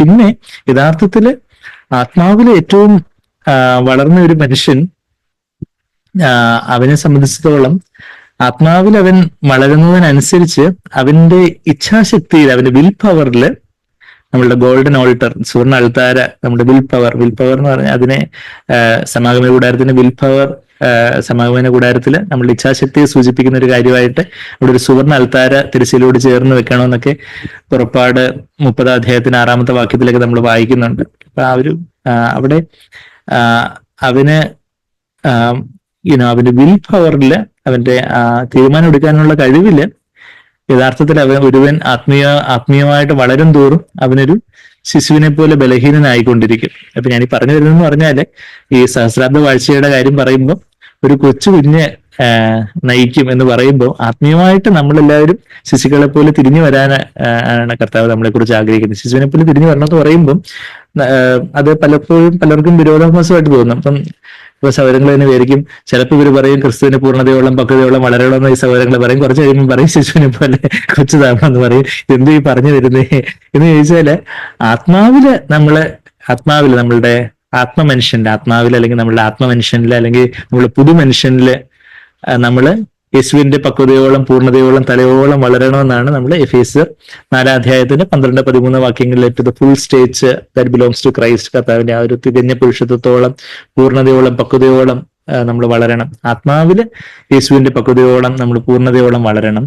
എന്നാൽ എവിടാ നമ്മൾ ശിശുവിനെ പോലെ ഒരു ബലഹീനനായിക്കൊണ്ടേ ഇരിക്കേണ്ട ഒരു ആശ്രയബോധത്തിലേക്ക് വരേണ്ടത് എവിടാന്ന് ചോദിച്ചാൽ നമ്മളുടെ ഇച്ഛാശക്തിയിൽ അല്ലെങ്കിൽ നമ്മുടെ ഇച്ഛയിൽ, നമ്മുടെ വിൽ പവറിൽ യഥാർത്ഥത്തിൽ നമ്മൾ ആത്മീയമായിട്ട് വളരും തോറും നമ്മൾ കൂടുതൽ കർത്താവേ എനിക്ക് അങ്ങേ കൂടാതെ ഒന്നും ചെയ്യാൻ അറിയത്തില്ല എന്ന് പറയുന്ന ഒരു തലത്തിലേക്ക് വരും. ഏറ്റവും അധികം ആത്മീയതയുടെ സകല സമ്പൂർണതയോടെ എംബോഡിമെന്റ് ഓഫ് സ്പിരിച്വാലിറ്റി, ആത്മീയതയുടെ ആൾരൂപമായിട്ട് സാക്ഷാത്കാരമായിട്ട് ഭൂമിയിൽ ജീവിച്ചത് ആരാന്ന് വെച്ചാൽ യേശു കർത്താവാണ്. എന്നാൽ യേശു കർത്താവാണ് ഏറ്റവും അധികം ഒരു ശിശുവിനെ പോലെ ഈ ഭൂമിയിൽ ജീവിച്ചത്. എന്ന് പറഞ്ഞാൽ ആത്മാവില് യേശു കർത്താവ് പിതാവിന്റെ സകല സമ്പൂർണതയോടെ വിളങ്ങിക്കൊണ്ടേയിരുന്നപ്പോ എന്നാൽ തന്റെ ഒരു ഇച്ഛാശക്തിയുണ്ട്, തന്റെ ഒരു തീരുമാനം എടുക്കാനുള്ള ഒരു കഴിവ്, വിൽ പവർ എന്ന് പറയുമ്പോൾ ഇച്ഛാശക്തി എന്നുള്ള വാക്ക് അവന്റെ ഇച്ഛാശക്തി കൊണ്ട് അവൻ ജീവിച്ചു ആ ഒരു അർത്ഥത്തിലല്ല ഞാൻ ഇവിടെ പറയുന്നത്, മറിച്ച് തീരുമാനം എടുക്കാനുള്ള കഴിവ് എന്നുള്ള അർത്ഥത്തിലുള്ള ഒരു ഇച്ഛാശക്തി അല്ലെങ്കിൽ അല്ലെങ്കിൽ വിൽ പവർ. ഈ വിൽ എന്നുള്ള വാക്കും വിൽ പവർ എന്നുള്ള വാക്കുമൊക്കെ ഇച്ഛയ്ക്കും ഇച്ഛാശക്തിക്കും എല്ലാം ഉപയോഗിക്കുന്ന വാക്കുകളാണ്. അപ്പൊ അതുകൊണ്ട് അതിന്റെ ആ ലാംഗ്വേജിൽ തന്നെ പല കൺഫ്യൂഷൻ ഉള്ളതുകൊണ്ട് കാര്യങ്ങളെ വ്യക്തമാക്കാൻ വേണ്ടിയാ തീരുമാനം എടുക്കാനുള്ള കഴിവ്. നമുക്ക് എല്ലാവർക്കും ഒരു ഡിസിഷൻ മേക്കിംഗ് കപ്പാസിറ്റി ഉണ്ട്, തീരുമാനം എടുക്കാനുള്ള ഒരു കഴിവ്. അപ്പൊ നമ്മൾ ഈ ശിശുക്കളെ പോലെ ആകണം. യഥാർത്ഥത്തിൽ നമ്മളെ ആത്മീയ പക്വതയുടെ അല്ലെങ്കിൽ ആത്മീയ നേതൃത്വം ഒരു ശിശു സഹജമായ ഒരു മനുഷ്യനായിരിക്കണം. കർത്താവ് ഏറ്റവും ഒരു ശിശു ആയതുകൊണ്ടാണ് കർത്താവ് കർത്താവ് എല്ലാത്ത ഈ സഹസ്രാബ്ദ വാഴ്ചയിൽ ഒരു കൊച്ചു കുഞ്ഞ് അവരെ നയിക്കും എന്നുള്ള ഒരു യെശയ്യാവ് 11:6 വാക്യത്തിൽ നമ്മൾ വായിക്കുമ്പോൾ നമ്മളും ഒരു കൊച്ചു കുഞ്ഞിനെ പോലെ ഉള്ള ഒരു കാര്യത്തിലേക്ക് നമ്മളും വളർന്നു വരേണ്ടത്. നമ്മൾ സാധാരണ ഇങ്ങനെ വളരുക എന്ന് പറഞ്ഞാൽ എന്താ, മുതിർന്ന ഒരു മനുഷ്യനെ പോലെ വളർന്നു വരണം എന്ന് നമ്മൾ പറയുന്ന, ഇവിടെ ആത്മീയമായിട്ട് പറയുമ്പോൾ ആത്മാവിൽ നമ്മളൊരു മുതിർന്ന ക്രിസ്തുവിന്റെ ആ ഒരു പക്വതയോളം വളർന്നു വരണം. എന്നാൽ നമ്മളുടെ ആ തീരുമാനം എടുക്കാനുള്ള ഒരു കഴിവില് അവിടെ നമ്മളൊരു ശിശുവിനെ പോലെ ഒരു ആശ്രയത്വം, സെൻസ് ഓഫ് ഡിപ്പെൻഡൻസ്, ആ ഒരു ആശ്രയബോധം എന്ന് പറഞ്ഞാല് യേശു കർത്താവാണ് ഏറ്റവും തികഞ്ഞ ആത്മീയനായിട്ട് ജീവിച്ച കർത്താവിന്റെ ഒരു ശിശു സഹജമായ വാക്കുകൾ നമ്മൾ ഇപ്പോഴും നമ്മുടെ ചർച്ചയിൽ പറയാറുണ്ട്. ഇവിടെ യോഹന്നാൻ 5:19 വാക്യത്തില് യേശു കർത്താവ് എന്താ പറയുന്നത്? എനിക്കൊന്നും അറിയത്തില്ല, എനിക്ക് തന്നെ ഒന്നും ചെയ്യാൻ അറിയത്തില്ല, എന്റെ ഡാഡി എന്റെ പപ്പ എന്ത് ചെയ്തോ അത് തന്നെ ഞാനും ചെയ്യുന്നതെന്ന് പറയുന്നുണ്ട്. നമ്മൾ ആ വാക്യം വായിച്ചിട്ടില്ലേ? യോഹന്നാൻ, ഞാൻ കുറച്ചൊന്ന് പാരഫ്രൈസ് ചെയ്ത് പറഞ്ഞതേ ഉള്ളൂ, പരാവർത്തനം ചെയ്ത് പറഞ്ഞതേ ഉള്ളൂ. യോഹന്നാൻ 5:19 വാക്യം ഞാൻ പലപ്പോഴും നിങ്ങളോട് എന്നൊക്കെ പറഞ്ഞിട്ടുണ്ട്. ബൈബിളിലേക്ക് വെച്ച് എന്നെ ഏറ്റവും അധികം വെല്ലുവിളിച്ചിട്ടുള്ള വാക്യങ്ങൾ ഇത്രയും വർഷങ്ങളുണ്ട്. ഏറ്റവും അധികം വെല്ലുവിളിച്ചിട്ടുള്ള വാക്യങ്ങൾ ഏതാന്ന് ചോദിച്ചാൽ യോഹന്നാൻ 5:19-20 വാക്യങ്ങളാണ്. യേശു കർത്താവ് എങ്ങനെയാ ജീവിച്ചതെന്നുള്ളതിന്റെ ഒരു കാര്യമാണ് പറയുന്നത്. അതുപോലെ ജീവിക്കാൻ സാധിക്കുക എന്ന് പറയുന്നതാണ് ഏറ്റവും വലിയ ധന്യത. ഒരുവൻ ക്രിസ്തുവിൽ വസിക്കുന്നുവെങ്കിൽ അവൻ യേശു നടന്നതുപോലെ നടക്കേണ്ടതാകുന്നു എന്ന് നമ്മൾ 1 യോഹന്നാൻ 2:6 വായിക്കുന്നു. എന്നാൽ യേശു എങ്ങനെ നടന്നതെന്നുള്ളതിന്റെ ഒരു സീക്രട്ടാണ് കർത്താവിന് ഇവിടെ യോഹന്നാന്റെ സുവിശേഷം 5:19 പറയുന്നത്. ഞാൻ എന്തായി പറഞ്ഞു വരുന്നത്? കർത്താവ് ശിശുവിനെ പോലെ ജീവിച്ചു എന്ന് പറയുമ്പോൾ ഒരു ശിശുവിന്റെ വാക്കുകൾ നിങ്ങൾ കേട്ടോ. യോഹന്നാൻ 5:19 ആകയാൽ യേശു അവരോട് ഉത്തരം പറഞ്ഞത്, ആമീൻ ആമീൻ ഞാൻ നിങ്ങളോട് പറയുന്നു, പിതാവ് ചെയ്ത് കാണുന്നതല്ലാതെ, അതായത് പപ്പ ഡാഡി ചെയ്ത് കാണിച്ചു തരുന്നതല്ലാതെ ഈ പുത്രനെ, ഈ കുഞ്ഞിനൊന്നും ചെയ്യാനൊന്നും സ്വന്തമായിട്ടൊന്നും ചെയ്യാൻ എനിക്കൊന്നും അറിയത്തില്ല. എന്റെ പപ്പ എന്താ ചെയ്ത് കാണിച്ചു തരുന്നത് അതുപോലെ ഞാനും ഇങ്ങ് കോപ്പി അടിക്കും. പിതാവ്, എന്റെ പപ്പ എല്ലാം എനിക്ക് അതുപോലെ തന്നെ പിതാവ് ചെയ്ത് കാണിച്ചു തരുന്നത്, എന്റെ പപ്പ ചെയ്യുന്നത് എല്ലാം ഞാനും അതുപോലെ അപ്പടിയേ അങ്ങ് കോപ്പി അടിക്കും. അതുപോലെ തന്നെ അങ്ങ് ചെയ്യും. ഞാൻ സ്വന്തമായിട്ട് എന്റെ ബുദ്ധിയിൽ ആശ്രയിച്ച് എന്റെ ക്ലവർനെസ്, എന്റെ ബുദ്ധിശക്തി, എന്റെ നൈപുണ്യങ്ങൾ, സ്കിൽസ് ആൻഡ് പവേഴ്സ്, എന്റെ ശക്തിയാ, ഞാൻ ആരാമോൻ, എനിക്ക് കാര്യങ്ങളൊക്കെ അറിയാം, എനിക്ക് എന്താ ഈ ഒരു അവസരത്തിൽ എന്ത് തീരുമാനം എടുക്കണം, എന്ത് പറയണം എന്ന് എനിക്കറിയാം എന്ന് പറഞ്ഞല്ലേ കർത്താവ് യേശു കർത്താവ് ഓരോ സമയത്തും പിതാവ് എന്താ പറയുന്നത്, പിതാവിൽ നിന്ന് കേട്ടേ ഈ പുത്രൻ എന്തെങ്കിലും ചെയ്യാനൊക്കെ ഉള്ളൂ. അതാ കർത്താവ് പറയുന്നത്. അതിന്റെ 20 വാക്യം, ഈ പപ്പ എന്നെ സ്നേഹിക്കുന്നു, പപ്പ ചെയ്യുന്നതൊക്കെ എനിക്ക് കാണിച്ചു തരുന്നുണ്ട്, അതുകൊണ്ട് നിങ്ങൾ അമ്പരന്ന് പോകത്തൊക്കെ വേണം ഇതിലും വലിയ കാര്യങ്ങൾ എനിക്ക് കാണിച്ചു തരും എന്നാ പറയുന്നത്. അവിടെ 20 വാക്യം അതാ വായിക്കുന്നത്. അപ്പം നത്തിങ് എൽസ് പിതാവ് കാണിച്ചു തരുന്നു, അല്ലാതെ വേറൊന്നും ചെയ്യുന്നില്ല. നത്തിങ് എൽസ്, വേറൊന്നുമില്ല. നത്തിങ് മോർ, അതിൽ കൂടുതലൊന്നും ചെയ്യുന്നില്ല, അതുപോലെ തന്നെ അങ്ങ് ചെയ്യുന്നു. നത്തിങ് ലെസ് ഓൾസോ, അതിൽ കുറവൊന്നും ചെയ്യുന്നില്ല. എല്ലാം പിതാവ് കാണിച്ചു തരുന്ന എല്ലാം അതുപോലെ തന്നെ ചെയ്യുന്നു. അപ്പം അതെന്ന് പറഞ്ഞാല് നമ്മളെ യഥാർത്ഥത്തില് നാം നമ്മെ തന്നെ ഒരു വട്ടപൂജ്യമായിട്ട് 0 ആയിട്ട് ദൈവഭാഗ്യം അങ്ങ് താഴ്ത്തി ഏൽപ്പിക്കുവാണെങ്കിൽ പരിശുദ്ധാത്മ നമ്മളിൽ ഒന്ന് നിറഞ്ഞ് എപ്പോഴും യേശുവിനെ നമ്മളുടെ ഹൃദയത്തില് യേശുവിനെ നമുക്ക് കാണാൻ പറ്റും. ഹൃദയശുദ്ധിയുള്ളവർ ഭാഗ്യവാന്മാർ, അവർ ദൈവത്തെ കാണുമെന്നാണ് മത്തായി 5:8 നമ്മൾ വായിക്കുന്നത്. അപ്പം യേശു കർത്താവ് ഭൂമിയിൽ ജീവിച്ചപ്പോൾ തന്നെ സമ്പൂർണ്ണമായിട്ട് താഴ്ത്തി ഏൽപ്പിച്ചപ്പോഴും പരിശുദ്ധാത്മാവ് നിറഞ്ഞ് പിതാവിനെ എപ്പോഴും തന്റെ കൺമുന്നിൽ കണ്ടു. അതുകൊണ്ട് ഒരിക്കലും കുലുങ്ങിപ്പോയിട്ടില്ല എന്നൊക്കെ അപ്പോസ്തലർ 2:25 വാക്യം, സങ്കീർത്തനം 16:8 വാക്യത്തിൽ നിന്ന് അവിടെ പത്രോസ് കോട്ട് ചെയ്യുന്ന കാര്യമൊക്കെ നമ്മൾ പലപ്പോഴും പറഞ്ഞിട്ടുള്ള കാര്യമാണ്. പിതാവിനെ എപ്പോഴും മുമ്പിൽ കണ്ട്. അപ്പൊ പിതാവിനെ എപ്പോഴും മുമ്പിൽ കണ്ടെന്ന് പറയുമ്പോൾ അവിടെ തനിക്ക് എന്തെങ്കിലും ഒരു തീരുമാനം എടുക്കേണ്ട ഒരു സിറ്റുവേഷൻസിലെല്ലാം എപ്പോഴും ആ ഒരു കൊമ്പും മുന്തിരിയോടിൽ വസിക്കുന്നത് പോലെ യേശു കർത്താവ് പിതാവിൽ അങ്ങ് വസിച്ചുകൊണ്ടേയിരുന്നു. അപ്പം പിതാവിന്റെ ആ ഒരു പ്രേരണയ്ക്ക് അനുസരിച്ച് പിതാവ് തരുന്ന ഒരു സ്വാതന്ത്ര്യം, ആത്മാവിൽ തരുന്ന ഒരു ഫ്രീഡം, ഒരു സ്വാതന്ത്ര്യം, ഒരു ലീഡിങ്, ഒരു നയിക്കൽ, ഒരു പരിശുദ്ധാത്മാവിനെ നയിക്കപ്പെടുന്നവരാണ് ദൈവത്തിന്റെ പുത്രന്മാരെന്ന് കഴിഞ്ഞ ആഴ്ച ശോഭ സിസ്റ്റർ ആ വചനം എടുത്ത് ചർച്ചിൽ വായിച്ചല്ലോ. റോമർ 8:14 വാക്യം, ആത്മാവിനാൽ നയിക്കപ്പെടുന്നത് ദൈവം മക്കളാകുന്നു തെറ്റായിട്ടാണ് സത്യവേദ പുസ്തകത്തിൽ പരിഭാഷപ്പെടുത്തിയിട്ടുള്ളത്. എന്നാൽ ദൈവത്തിന്റെ പുത്രന്മാരാകുന്നു, അത് പക്വതയെ കുറിക്കുന്ന ഒരു കാര്യമായിട്ടാണ് അവിടെ പറഞ്ഞിരിക്കുന്നത്. അപ്പൊ ദൈവത്തിന്റെ ആ ഒരു പരിശുദ്ധാത്മാവ് നയിക്കപ്പെടുന്നു പറഞ്ഞാൽ എന്താ? യഥാർത്ഥത്തിൽ ഒരു ശിശുവിനാണ് യഥാർത്ഥത്തിൽ പരിശുദ്ധാത്മാവിനെ നയിക്കപ്പെടാനൊക്കെ ഉള്ളൂ. എനിക്കെല്ലാം ചെയ്യാനൊക്കെ അറിയാം, ഞാൻ എന്താ ചെയ്യേണ്ടത്, എന്താ പറയണ്ടേ, എങ്ങനെ പെരുമാറണം, എന്ത് തീരുമാനം എടുക്കണം എന്നൊക്കെ എനിക്കറിയാം, എനിക്ക് എന്റെ സ്വയത്തിൽ തന്നെ എല്ലാം അറിയാം എന്ന് പറയുന്ന ഒരു മുതിർന്ന ആളുടെ ശബ്ദമാണ്. അപ്പൊ അതിന്റെ അർത്ഥം നമ്മൾ ആത്മീയമായിട്ട് നമ്മൾ ശൈശവാവസ്ഥയിലാണെന്ന് അർത്ഥം. ആത്മീയമായിട്ടുള്ള ശിശുക്കളാണ് അവരുടെ ഇച്ഛാശക്തിയിൽ അവർ ഭയങ്കര മുതിർന്ന ആൾക്കാരെ പോലെ അവര് സ്വയ ആശ്രയത്തിൽ ഭയങ്കര ഭയങ്കര കെൽപ്പുള്ളവരായിരിക്കും. അവർക്ക് എന്ത് ചെയ്യണമെന്നറിയാം, എനിക്ക് എന്ത് പറയണമെന്നറിയാം, എന്ത് തീരുമാനം എടുക്കുന്നറിയാം, ഞാൻ ആരാ, എനിക്ക് ഇത്ര വർഷത്തെ എക്സ്പീരിയൻസ്, അനുഭവമുണ്ട്, പാരമ്പര്യമുണ്ട്, എനിക്ക് വചനജ്ഞാനമുണ്ട്, എനിക്കെല്ലാം അറിയാം. അതുകൊണ്ട് ഒന്നിന്റെയും കുറവൊന്നുമില്ല, ഒന്നിനും മുട്ടൊന്നുമില്ല, എനിക്ക് ഒന്നിനും കുറവില്ലെന്നാണ് ഇവിടെ ആര് പറഞ്ഞുകൊണ്ടിരുന്നത്, ലവോദിക്ക മൂപ്പും പറഞ്ഞുകൊണ്ടിരുന്നതായിട്ട് നമ്മൾ വെളിപാട് പുസ്തകം 3:17 വാക്യത്തിൽ നമ്മൾ വായിക്കുന്നുണ്ട്. എന്നാ യേശു കർത്താവ് പറയുന്നത്, എനിക്ക് മുട്ടയേ ഉള്ളൂ, എനിക്കൊന്നും പിതാവ് ചെയ്ത് കാണിച്ചു തരുന്നത് അല്ലാതെ ഒന്നും ചെയ്യാൻ എനിക്ക് അറിയത്തില്ല, പിതാവ് ചെയ്ത് കാണിച്ചത് ഞാൻ അതുപോലെ തന്നെ ചെയ്യുന്നേ എന്ന് പറയുന്ന ആത്മാവിലെ ദാരിദ്ര്യാവസ്ഥ. അതാണ് ആത്മാവിലെ ദാരിദ്ര്യം എന്ന് നമ്മളതാ മത്തായി 5:3 ആത്മാവിൽ ദരിദ്രരായവർ ഭാഗ്യവാന്മാർ, അവരുടേതാണ് സ്വർഗരാജ്യം അവർക്കുള്ളതാകുന്നു എന്ന് മത്തായി 5:3 ഗിരിപ്രഭാഷണത്തിന്റെ തുടക്കത്തിൽ തന്നെ കർത്താവ് തിരുവായ്മൊഴിഞ്ഞ് പറയുന്നത് നമുക്കറിയാം. അപ്പോൾ യഥാർത്ഥത്തിലുള്ള ആ ഒരു നമ്മള് ആത്മീയമായി പക്വതയുള്ളവരാകുന്നു. എന്നാൽ നമ്മളുടെ ഇച്ഛാശക്തിയില് ഒരു കൊച്ചുകുഞ്ഞിനെ പോലെ കർത്താവ് എനിക്ക് എന്താ തീരുമാനം എടുക്കേണ്ടത് അറിയത്തില്ല. ഇപ്പം ഒരു വ്യഭിചാരത്തിൽ പിടിച്ച ഒരു സഹോദരിയെ കല്ലെറിഞ്ഞ് കൊല്ലാനായിട്ട് യേശുവിന്റെ അടുക്ക് കൊണ്ടുവരുന്ന രംഗം തൊട്ട് അടുത്ത അധ്യായങ്ങളിലും യോഹന്നാൻ 8 അധ്യായത്തിൽ നമ്മൾ വായിക്കുന്നുണ്ട്. അപ്പൊ അവിടെ കർത്താവ് കുനിഞ്ഞിരുന്ന് എഴുതുന്നതാ, സ്ക്രിബിൾ ചെയ്യുന്നത് പോലെ, എന്തോ കുത്തി വരയ്ക്കുന്നത് പോലെ കർത്താവ് എന്തോ എഴുതുന്നെന്ന് ചോദിച്ചാൽ എന്താ, പിതാവിനെ നമ്മുടെ സാങ്ക്രിയത പലപ്പോഴും കേട്ടിട്ടുണ്ട്. പിതാവിനെ കർത്താവ് കേട്ടുകൊണ്ടിരിക്കുവായിരുന്നു. പിതാവെ എന്താ ഞാനിവിടെ ഉത്തരം പറയേണ്ടതെന്നുള്ളത് അങ്ങിൽ നിന്ന് എനിക്ക് വ്യക്തമായിട്ട് കേൾക്കണം. അങ്ങനെ ഒരു he was waiting on the father to hear what the father is trying to impress upon his heart. എന്തോ ഒരു ഓഡിബിൾ വോയിസ് ആയിട്ട്, എന്തോ ഒരു കേൾക്കുന്ന ഒരു ചെവിയിൽ, ഈ നമ്മുടെ പുറമേയുള്ള ചെവി കേൾക്കുന്ന ശബ്ദമായിട്ട് അശരീരിയായിട്ട് ദൈവം പിതാവ് സ്വർഗത്തിൽ സംസാരിച്ചു എന്നുള്ള കാര്യമില്ല. അത് വളരെ റെയറായിട്ട് യേശുവിന്റെ ജീവിതത്തിൽ ഒരു 3 തവണ അതുപോലുള്ള ഒരു കാര്യങ്ങൾ നമ്മൾ കാണുന്നുണ്ട്. സ്നാനത്തിന്റെ സമയത്തും മറുരൂപമലയിലും കർത്താവിന്റെ ക്രൂശീകരണത്തിന് തൊട്ട് മുമ്പായിട്ടും ഒക്കെ കർത്താവിന്റെ ആ 3 വർഷത്തിൽ ഓരോ പേജിലും പിതാവിന്റെ സ്വർഗത്തിൽ നിന്നുള്ള ശബ്ദമൊക്കെ നമ്മൾ കേൾക്കുന്നതൊക്കെ നമ്മൾ വായിക്കുന്നുണ്ട്.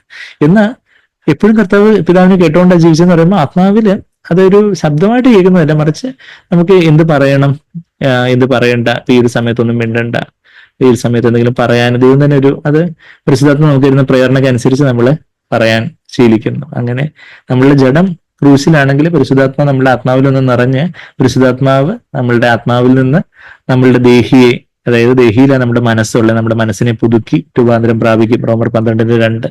പിന്നെ നമ്മളുടെ വികാരങ്ങളെ നിയന്ത്രിക്കും, നമ്മളുടെ തീരുമാനങ്ങള് എങ്ങനെ എന്ത് ചെയ്യണം എന്നുള്ള കാര്യം പരിശുദ്ധാത്മാവിനെ നിയന്ത്രിക്കും. അപ്പം നമ്മള് ഒരു ശിശുവിനെ പോലെ ഒരു കൊച്ചു കുഞ്ഞ് എന്ന് പറഞ്ഞാൽ നമുക്കറിയത്തില്ല, ഈ കൊച്ചു കുഞ്ഞുങ്ങള് ന്യൂ ബോൺ ബേബ്സ് ഇങ്ങനെ അള്ളിപ്പിടിച്ചങ്ങിരിക്കും, അതിനൊന്നും അറിയത്തില്ല.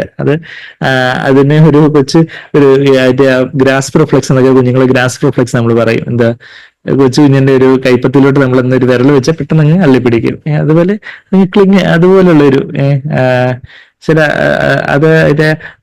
അവരെ എടുക്കുന്ന വെച്ച് ഇങ്ങനെ അതുപോലെ അള്ളിപ്പിടിച്ചിരിക്കുന്ന ഒരു നിസ്സഹായ അവസ്ഥയിൽ അതിന് ജസ്റ്റ് വിളിച്ച് കരയാനറിയാം, ദാഹിക്കുന്നു, അതുകൊണ്ട് കരയുന്നു. അപ്പം പാല് കൊടുക്കുന്നു, പാല് കുടിച്ച് നല്ല സുഖമായിട്ട് നല്ല സുഖസുഷുപ്തിയിൽ അമ്മയുടെ മാർവോട് ചാരിക്കിടന്ന് ഉറങ്ങുന്നു. അതുപോലെ തന്നെ പ്രാണനെ ഒരു ശിശുവിനെ പോലെ മിണ്ടാതെ താലോലിച്ച് മിണ്ടാതെ ആക്കിയിരിക്കുന്നു എന്നൊക്കെയാണ് 131 സങ്കീർത്തനത്തിന്റെ 1-2 വാക്യങ്ങളിലൊക്കെ നമ്മൾ വായിക്കുന്നത്. ദാവീദിന്റെ ആ സങ്കീർത്തനമൊക്കെ നമ്മൾ പലപ്പോഴും എടുത്തിട്ടുള്ള, ഞാൻ അപ്പൊ അതിലേക്കൊന്നും പോകുന്നില്ല. അപ്പം ഞാൻ പറഞ്ഞു വരുന്നതെന്ന് വെച്ചാൽ നമ്മൾ topic മാറിപ്പോയിട്ടില്ല.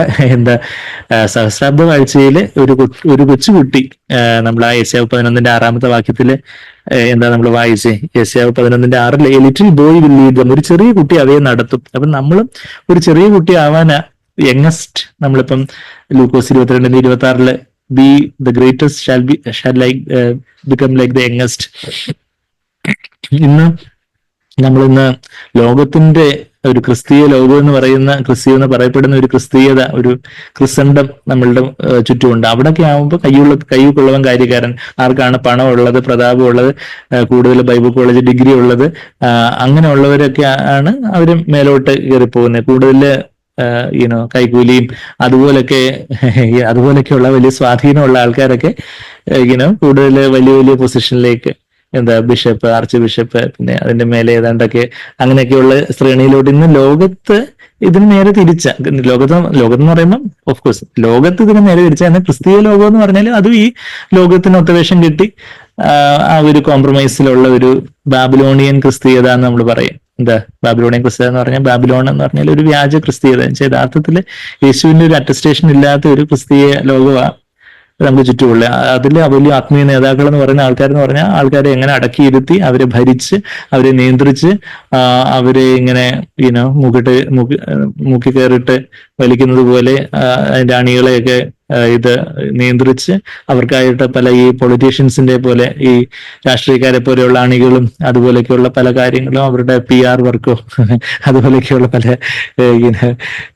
PR work, public relations work എന്ന് പറയാം, അതുപോലെയൊക്കെയുള്ള ആളെ കൂട്ടുന്ന തരത്തിലുള്ള പല കാര്യങ്ങളും അങ്ങനെയൊക്കെയുള്ള ഭയങ്കര ബുദ്ധിപൂർമ്മതയും ഭയങ്കര അങ്ങനെയൊക്കെയുള്ള ഒരു തെറ്റായ ഒരു ക്രിസ്തീയതയാ നമ്മളുടെ ചുറ്റും ഉള്ളതെന്നുള്ളൊരു കാര്യം ഒരു നഗ്ന യാഥാർത്ഥ്യമാക്കാം. അതിന്റെയൊക്കെ നടുവില് യഥാർത്ഥത്തിലുള്ള ആത്മീയ നേതാക്കള് എങ്ങനെയുള്ളവരാ?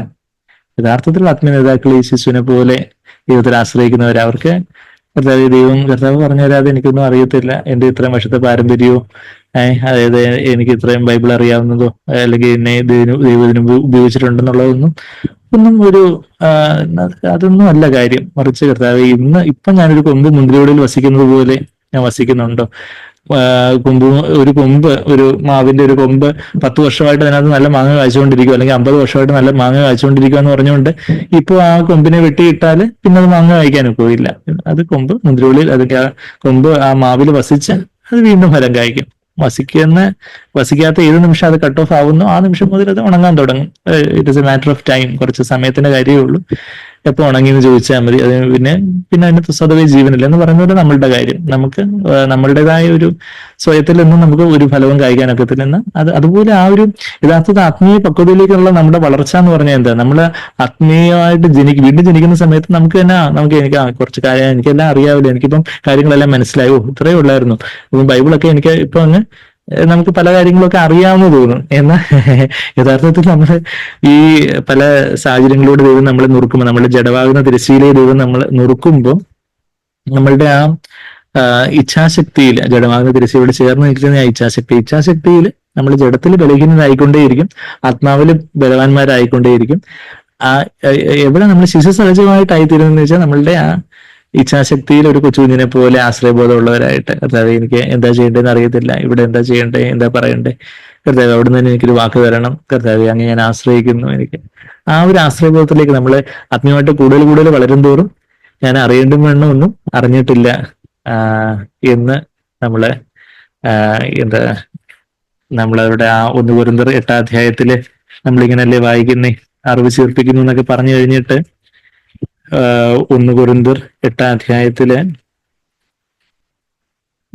അവിടെ 2-ാമത്തെ വാക്യത്തിൽ താൻ വല്ലതും അറിയുന്നു, എനിക്ക് എല്ലാം അറിയാം, കുറച്ചൊക്കെ അറിയാം, അത്ര മോശമൊന്നും അല്ല കേട്ടോ, ഞാൻ വല്ലതും അറിയുന്നു എന്ന് ഒരുത്തിന് തോന്നുന്നുവെങ്കിൽ, അവന് തോന്നുന്നതേ ഉള്ളൂ, യഥാർത്ഥത്തിൽ ഒന്നും അറിയുന്നില്ല, അവന് തോന്നുക എങ്കില് അറിയേണ്ടതുപോലെ അവന് ഇന്നുവരെ ഒന്നും അറിഞ്ഞിട്ടില്ല. അതാ he has not yet known as he ought to know. 1 കൊരിന്ത്യർ 8-ന്റെ 2-ാമത്തെ വാക്യം. അറിവ്, അതിന്റെ തൊട്ട് മുമ്പാ വായിക്കുന്ന അറിവ് ചീർപ്പിക്കുന്നു. ആ ദേഹിയിലുള്ള അറിവ്, എനിക്ക് ഇത്തരം കാര്യങ്ങളൊക്കെ അറിയാം. അത് നമ്മളെ അഹങ്കാരം, കൂടുതൽ ഒരു arrogant, love makes knowledge makes arrogant, love edifies. ആ ഒരു അറിവ് നമ്മളെ കൂടുതൽ അഹങ്കാരികളായിട്ടാ, എനിക്ക് മറ്റവരെക്കാട്ടി കൂടുതൽ അറിയാം, എനിക്ക് ആ ഒരു നമ്മളെ അഹങ്കാരത്തിലേക്ക് നയിക്കും. എന്നാൽ ആ ദൈവം നമുക്ക് ദേഹിയിൽ നമുക്ക് മനസ്സിലാക്കി തരുന്ന അറിവ്, അതിന് ആ വചനത്തിന് മുമ്പാകെ, ആ വചനത്തിന്റെ അറിവിന് മുമ്പാകെ നമ്മളെ തന്നെ അതങ്ങ് താഴ്ത്തി ഏൽപ്പിച്ച്, കർത്താവേ അനുസരണത്തിനായിട്ട് നമ്മെ തന്നെ താഴ്ത്തി ഏൽപ്പിച്ചും കൊടുക്കുകയാണെങ്കിൽ ഈ ജഡമാകുന്ന തിരശ്ശീലം ചീന്തി ആ അറിവ് ദേഹിയുടെ തലത്തിൽ നിന്ന് ആത്മാവിന്റെ തലത്തിലേക്ക് ഒരു വെളിപ്പാടായിട്ട്, അനുഭവമായിട്ട്, അനുസരണമായിട്ടായി തീരുമ്പോൾ ആ അറിവ് അതൊരു സ്നേഹമായിട്ടായിത്തീരുന്നു. ആ സ്നേഹമാണ് ആത്മീയ വർധന വരുത്തുന്നത്. ആ അറിവ്, ആ ആത്മാവിലുള്ളൊരു അറിവ് കർത്താവിനുള്ള ഒരു സ്നേഹമായിട്ടായിത്തീരുന്ന അത് നമ്മളെ ആത്മീയ മനുഷ്യനെ പുഷ്ടിപ്പെടുത്തുന്നു. അപ്പോൾ ഒരുവിന് അത് കഴിഞ്ഞിട്ട് തൊട്ടടുത്ത വാക്യത്തിൽ എത്താൻ വല്ലതും അറിയുന്നു എന്ന് ഒരാൾക്ക് തോന്നുവാണെങ്കിൽ അറിയേണ്ട വേണ്ട ഒന്നും അറിഞ്ഞിട്ടില്ല. നമുക്കിപ്പോ എനിക്ക് കുറച്ചൊക്കെ അറിയാൻ തോന്നുവാണെങ്കിൽ അതിന്റെ അർത്ഥം അറിയേണ്ട വേണ്ട നമ്മൾ അറിഞ്ഞിട്ടില്ല. അറിയേണ്ട വേണ്ട നമ്മൾ അറിയും തോറും നമുക്കൊന്നും അറിയത്തില്ല. കർത്താവെ എനിക്ക് എല്ലാത്തിലും അവിടുന്ന് തന്നെ, കർത്താവെ അവിടുന്ന് ഒരു വാക്ക് തരാതെ എനിക്ക് ഒരു തീരുമാനം എടുക്കാനൊക്കത്തില്ല. അവിടുന്ന് തന്നെ ഒരു ഗൈഡ് ചെയ്യാതെ, അവിടുന്ന് തന്നെ എന്നെ നയിക്കാതെ ഓരോ കാര്യത്തിലും ചെറുതും വലുതായിട്ടുള്ള തീരുമാനത്തിൽ ഈ കാര്യം ഞാൻ വാങ്ങണോ വേണ്ടയോ, ഈ കാര്യം സഭനോട് പറയണോ, ഈ കാര്യം ഞാൻ ആ കാര്യങ്ങള് ചോദിക്കണോ അത് വേണ്ടയോ, അങ്ങനെ ഓരോ കാര്യത്തിലും പരിശുദ്ധാത്മാവ് തരുന്ന ഒരു ഗൈഡൻസിനനുസരിച്ച് നമുക്ക് പോകാനൊക്കത്തുള്ളൂ. അതാ ആത്മീയ ലക്ഷണം. പരിശുദ്ധാത്മാവ് നമ്മൾ വായിക്കുന്നേ റോമർ 8-ന്റെ 6 ആത്മാവിന്റെ ചിന്ത ജീവന സമാധാനവും. അപ്പൊ പരിശുദ്ധാത്മാവ് നമ്മളുടെ ചിന്തയെ അല്ലെങ്കിൽ നമ്മുടെ മനസ്സിനെ നയിക്കുമ്പോൾ നമുക്കൊരു ജീവന സമാധാനമുണ്ട്. അപ്പം ചില കാര്യങ്ങൾ നമുക്ക് ചെയ്യണോ വേണ്ടയോ എന്ന് അറിയത്തില്ല. അപ്പൊ ആ സമയത്ത് നമ്മൾ ദൈവമുമ്പാകെ സമർപ്പിച്ച് പ്രാർത്ഥിക്കുമ്പോൾ നമുക്ക് ദൈവം ഒരു സമാധാനം, ആ ദിശയിൽ ഒരു സമാധാനവും ഒരു ജീവനും ഒക്കെ തരുമ്പം അത് കർത്താവ് നമ്മളെ നയിക്കുന്നതാണെന്നുള്ള ഒരു വിശ്വാസത്തിൽ നമ്മൾ മുമ്പോട്ട് നയിക്കുന്നത്. പക്ഷെ ചില സമയത്ത് ആ ഒരു ദൈവത്തിന്റെ ഒരു സമാധാനത്തിന്റെ ഈ ഒരു കാര്യം ചിന്തിക്കുന്നതിനെ കുറിച്ച് ചിന്തിക്കുമ്പോൾ തന്നെ, ഈ ഒരു കാര്യം ചെയ്യുന്നതിനെ കുറിച്ച് അല്ലെങ്കിൽ ഈ ഒരു കാര്യം പറയുന്നതിനെ കുറിച്ച് ചിന്തിക്കുമ്പോൾ തന്നെ നമുക്ക് മനസ്സിലൊരു അസ്വസ്ഥത, ഒരു അസമാധാനം ഉണ്ടാകുന്നത്. മനസ്സിൽ എന്ന് പറയുമ്പോൾ ഹൃദയത്തിൽ, നമ്മുടെ ആത്മാവിലൊരു അസമാധാനത്തിന്റെ നമുക്ക് നമ്മളുടെ പരിശുദ്ധാത്മാവ് ആ ദിശയിലോട്ട് നമ്മളെ ഗൈഡ് ചെയ്യുന്നില്ല, നമ്മളെ നയിക്കുന്നില്ല എന്ന് നമുക്കങ്ങ് തോന്നി തുടങ്ങുന്നു. അപ്പൊ അങ്ങനെയുള്ളപ്പം നമ്മള് കർത്താവേ അവിടുത്തെ ഒരുപക്ഷെ ദൈവം നോ എന്ന് പറയുന്നതായിരിക്കും, ചിലപ്പം ദൈവം വെയിറ്റ് എന്ന് പറയുന്നതായിരിക്കും. ട്രാഫിക് സിഗ്നലിൽ ചിലപ്പം റെഡ് ലൈറ്റ് നോ ആയിരിക്കും, ചിലപ്പം യെല്ലോ ലൈറ്റ് യെല്ലോ അല്ലെങ്കിൽ ഓറഞ്ച് ലൈറ്റ് നമ്മൾ പറയില്ലേ, വെയിറ്റ് ചെയ്യാനായിരിക്കും പറയുന്നത്. അപ്പം ദൈവം ഒരു പച്ചക്കൊടി കാണിക്കാതെ എനിക്ക് മുമ്പോട്ട് പോകാനൊക്കത്തില്ല. പഴയ നിയമത്തിൽ അവര് അഗ്നിസ്തംഭവും മേഘത്തൂണും ഒക്കെ അത് ഗൈഡ് ചെയ്യുന്നതനുസരിച്ച് അവര് മുമ്പോട്ട് പോയതായിട്ട്, കനാനിലേക്ക് അവരെ നയിക്കാനായിട്ട് അഗ്നിസ്തംഭമായിട്ടും മേഘത്തൂണായിട്ടും ഒക്കെ ദൈവം അവരെ വഴി നടത്തിയതായിട്ട് നമ്മൾ കാണുന്നുണ്ട്. അത് പരിശുദ്ധാത്മാവിന്റെ ഒരു ഗൈഡൻസിന്റെ ഒരു രത്നച്ചുരുക്കമാണ്. ആ പരിശുദ്ധാത്മാവിന്റെ ഗൈഡൻസ്, അത് ആത്മീയമായിട്ട് നമ്മൾ വളരും തോറും ഈ പരിശുദ്ധാത്മാവിന്റെ ഗൈഡൻസ് അനുസരിച്ച് നമ്മൾ കൂടുതലായിട്ട് പോകാൻ, പരിശുദ്ധാത്മ എപ്പോഴും നമ്മൾ വചനത്തിന്റെ റെയിൽസിലൂടെ പരിശുദ്ധാത്മ എപ്പോഴും നമ്മളെ നയിക്കത്തുള്ളൂ. നമുക്ക് പരിശുദ്ധാത്മാവിനോട് അത് പറഞ്ഞു ഇത് പറഞ്ഞു എന്നൊക്കെ പറഞ്ഞ ഇന്ന് ആൾക്കാര് എന്തെങ്കിലുമൊക്കെ ദൈവാത്മാവിനോട് അത് ചെയ്യാൻ പറഞ്ഞു ഇത് ചെയ്യാൻ പറഞ്ഞു എന്നൊക്കെ പറഞ്ഞ് വളരെ പോഷപരമായിട്ടുള്ള വചനവിരുദ്ധമായിട്ടുള്ള ചില കാര്യങ്ങളൊക്കെ ആൾക്കാർ ചെയ്യുന്ന ആൾക്കാരെയൊക്കെ ക്രിസ്ത്യ ലോകത്ത് അങ്ങനെയൊക്കെയുള്ള ഒരു കാര്യമുണ്ട്. അങ്ങനെ അതൊന്നും നമ്മൾ വഞ്ചിക്കപ്പെട്ടു പോകരുത്. വചനത്തിന് വിരുദ്ധമായിട്ടോ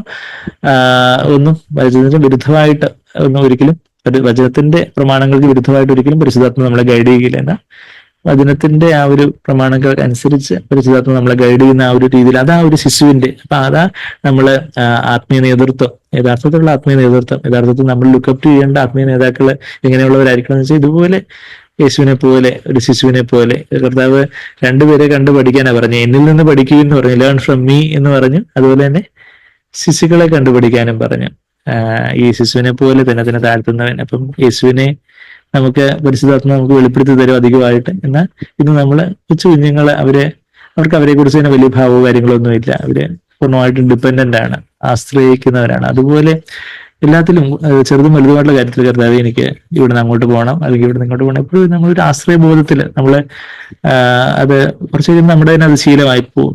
അതുപോലെ നമ്മളെ തന്നെ ഒരു പൂജ്യമായിട്ട് താഴ്ത്തിക്കൊണ്ടേയിരിക്കുമ്പോൾ അതൊക്കെ എപ്പോഴും നമുക്ക് തന്നെ ആ ഒരു പരിശുദ്ധാത്മാവിന്റെ ഗൈഡൻസ് കുറച്ചായിട്ട് ആ കാര്യങ്ങൾ കൂടുതലായിട്ട് ക്ലിയർ ആയിട്ട് വരുന്നതായിട്ട് മനസ്സിലാവും. അപ്പൊ ആ കാര്യങ്ങളാണ് ഒരു കൊച്ചു കുഞ്ഞ് അവയെ നയിക്കുക എന്ന് പറയുന്നതിന്റെ ആ കാര്യങ്ങൾ ഞാൻ കുറച്ചൊന്ന് വിപുലീകരിച്ച് പറഞ്ഞതാ. പിന്നെ നമ്മൾ റോമർ 8-ാം അധ്യായത്തിന് കഴിഞ്ഞ ആഴ്ച ആ ഒരു വാക്യം കൂടെ വായിക്കാനാണ് നമുക്ക് സമയം കിട്ടാതെ വന്നേ. റോമർ 8-ാം അധ്യായത്തില് അവിടെ സൃഷ്ടി ഞരങ്ങുന്നതായിട്ട് നമ്മളിവിടെ കാണുന്നത്. ഹോൾ ക്രിയേഷൻ, അതിന്റെ 19-22 വാക്യങ്ങള് നമ്മളവിടെ വായിക്കുന്നുണ്ട്. അതായത് അന്തിമ വിജയം പുസ്തകത്തിലെ സൈക്വനുബ്രദന അന്തിമ വിജയം പുസ്തകം, ഇതിന്റെ വെളിപാട് പുസ്തകത്തിന്റെ വാക്യപ്രതിവാക്യമുള്ള പഠനമായിട്ടുള്ള അന്തിമ വിജയം പുസ്തകത്തിലെ ആ ഒരു റെഫറൻസ് നമ്മളത് വായിച്ചായിരുന്നു. ഈ സഹസ്രാബ്ദ വാഴ്ചയിലാണ് സൃഷ്ടിയുടെ ആ ഒരു കാത്തിരിപ്പിനൊരു വിരാമം ഉണ്ടാകുന്നത്. എന്താ നമ്മൾ വിരാമം എന്ന് പറഞ്ഞാൽ ഒരു പൂർണ്ണത അല്ലെങ്കിൽ ഒരു വിരാമം, അതിന്റെ ഒരു സ്റ്റോപ്പിംഗ് ഉണ്ടാവുന്ന ഒരു കാത്തിരിപ്പ് നിൽക്കുന്നത്. എന്താ നമ്മളിവിടെ വായിക്കുന്നത്? റോമർ 8-ന്റെ 19-ാമത്തെ വാക്യത്തില് സൃഷ്ടി, അതായത് ഈ സൃഷ്ടികളെല്ലാം അതിനകത്ത് മൃഗങ്ങളും പക്ഷിജാലങ്ങളും എല്ലാം വരും. പിന്നെന്താ, മരങ്ങൾക്കും അവർക്കും പല കാര്യങ്ങളൊക്കെ സെൻസ് ചെയ്യാനൊക്കെ എന്നുള്ള കാര്യങ്ങളൊക്കെ നമ്മൾ ശാസ്ത്രീയമായിട്ട് JC ബോസ് ഒക്കെ തെളിയിച്ചിട്ടുള്ളതായിട്ടൊക്കെ നമുക്കറിയാം. അപ്പൊ അങ്ങനെ സൃഷ്ടി ദൈവപുത്രന്മാരുടെ വെളിപ്പാടിനെ ആകാംക്ഷയോടെ കാത്തിരിക്കുന്നു. അത് യഥാർത്ഥത്തില് ദൈവപുത്രന്മാരായിട്ട് നമ്മള് അതിൻ്റെതായ ഒരു പൂർണ്ണതയിൽ വെളിപ്പെടുന്നത് കർത്താവിന്റെ രണ്ടാമത്തെ വരവെങ്കിലാണ്. അപ്പൊ ആ ദൈവപുത്രന്മാരുടെ വെളിപ്പാടിനെ ആകാംക്ഷയോടെ ഇന്ന് സൃഷ്ടി ആ സഹസ്രാബ്ദ വാഴ്ചയില് നമ്മള് പുനരുദ്ധാന ശരീരത്തോടുകൂടി ദൈവപുത്രന്മാരായിട്ട് വെളിപ്പെടുമ്പോൾ അതിനായിട്ട് ഇന്നത്തെ സൃഷ്ടി, മൃഗജാലങ്ങളും ഒക്കെ ഒത്തിരി കഷ്ടപ്പെടുന്നുണ്ട്. മനുഷ്യന്റെ ഓരോ അരുതായ്മകൾ കാരണം എന്താ ഓരോ ആനകളെയൊക്കെ പലതരത്തിലുള്ള കാരണങ്ങൾക്കായിട്ട് ഹൈക്കോടതിയൊക്കെ എന്തൊക്കെ പറഞ്ഞെന്ന് പറഞ്ഞാലും പലതരത്തിലുള്ള, ഞാനത് കൂടുതൽ പറഞ്ഞിട്ടുണ്ടെങ്കിൽ ഒരു വലിയ രാഷ്ട്രീയ കാര്യങ്ങളൊന്നും ഞാൻ പറയുന്നില്ല, മറിച്ച് എന്നാൽ മിണ്ടാപ്രാണികളെയൊക്കെ ഇന്ന് പലതരത്തിലുള്ള ചൂഷണങ്ങളും കാര്യങ്ങളും ഒക്കെ നടക്കുന്നു.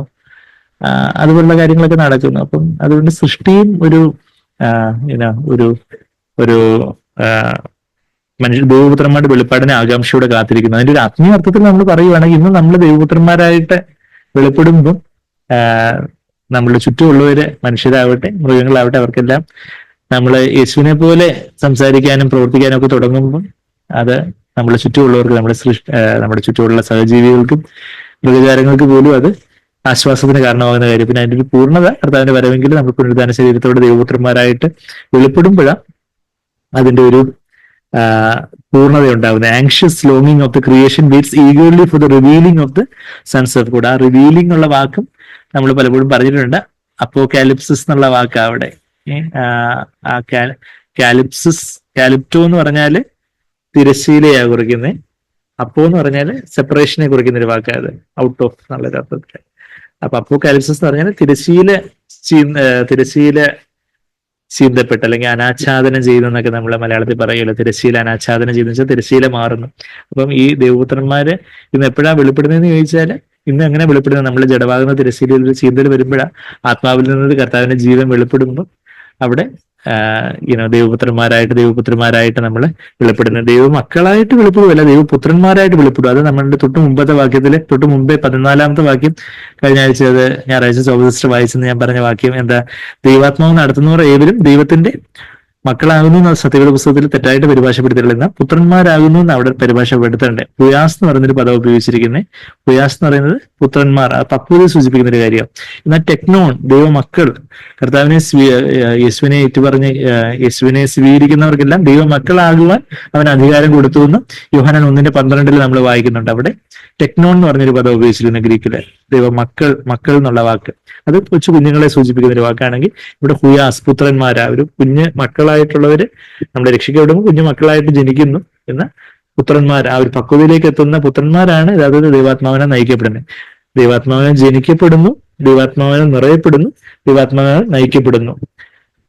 പ്രാകാരം, വിശുദ്ധ സ്ഥലം, അതിവിശുദ്ധ സ്ഥലം, അതാ ഈ 3 സ്റ്റേജസ്. ദൈവാത്മാവിനെ ജനിക്കപ്പെടുന്നു, അതാ നമ്മൾ വീണ്ടും ജനിക്കപ്പെടുന്ന അവസരം. Born of God, born of the spirit, filled with the spirit and led by the spirit. Filled with the spirit എന്നുള്ളതാണ് ദൈവാത്മാവ് നിറയപ്പെടുന്നു. നമ്മൾ തന്നെ അങ്ങ് താഴ്ത്തി ഏൽപ്പിക്കുന്നു, ദൈവാത്മാവ് നമ്മളിൽ നിന്ന് നിറയുന്നു. എന്നാൽ നമ്മൾ എപ്പോഴും നമ്മെ തന്നെ സമ്പൂർണ്ണമായിട്ടും താഴ്ത്തി ആ ക്രൂശിന്റെ വഴിയിലൂടെ നമ്മൾ പോയിക്കൊണ്ടേ ഇരിക്കുകയാണെങ്കിൽ, എപ്പോഴും പൂജ്യമായിട്ട് നമ്മളെ മുമ്പാകെ താഴ്ത്തിക്കൊണ്ടേ ഇരിക്കുകയാണെങ്കിൽ, ഈ നിറവ് നിരന്തരമായിട്ട് നടക്കുമ്പോൾ നമ്മൾ ദൈവാത്മാവിനെ നയിക്കപ്പെടുന്നു. അതാണ് അത് അതിവിശുദ്ധ സ്ഥലം. പ്രാകാരം, വിശുദ്ധ സ്ഥലം, അതിവിശുദ്ധ സ്ഥലം. Outer court, holy place, most holy place. ദൈവാത്മാവിനെ ജനിക്കുന്നു, ദൈവാത്മാവിനെ നിറയപ്പെടുന്നു, ദൈവാത്മാവിനെ നയിക്കപ്പെടുന്നു. അപ്പൊ ആ കാര്യം അത് കുഞ്ഞുങ്ങൾ, യൗവനക്കാർ, പിതാക്കന്മാർ എന്നുള്ള ഒരു കാറ്റഗറി നമ്മളവിടെ 1 യോഹന്നാൻ 2:13-14 വാക്യങ്ങളിൽ നമ്മൾ വായിക്കുന്നുണ്ട്.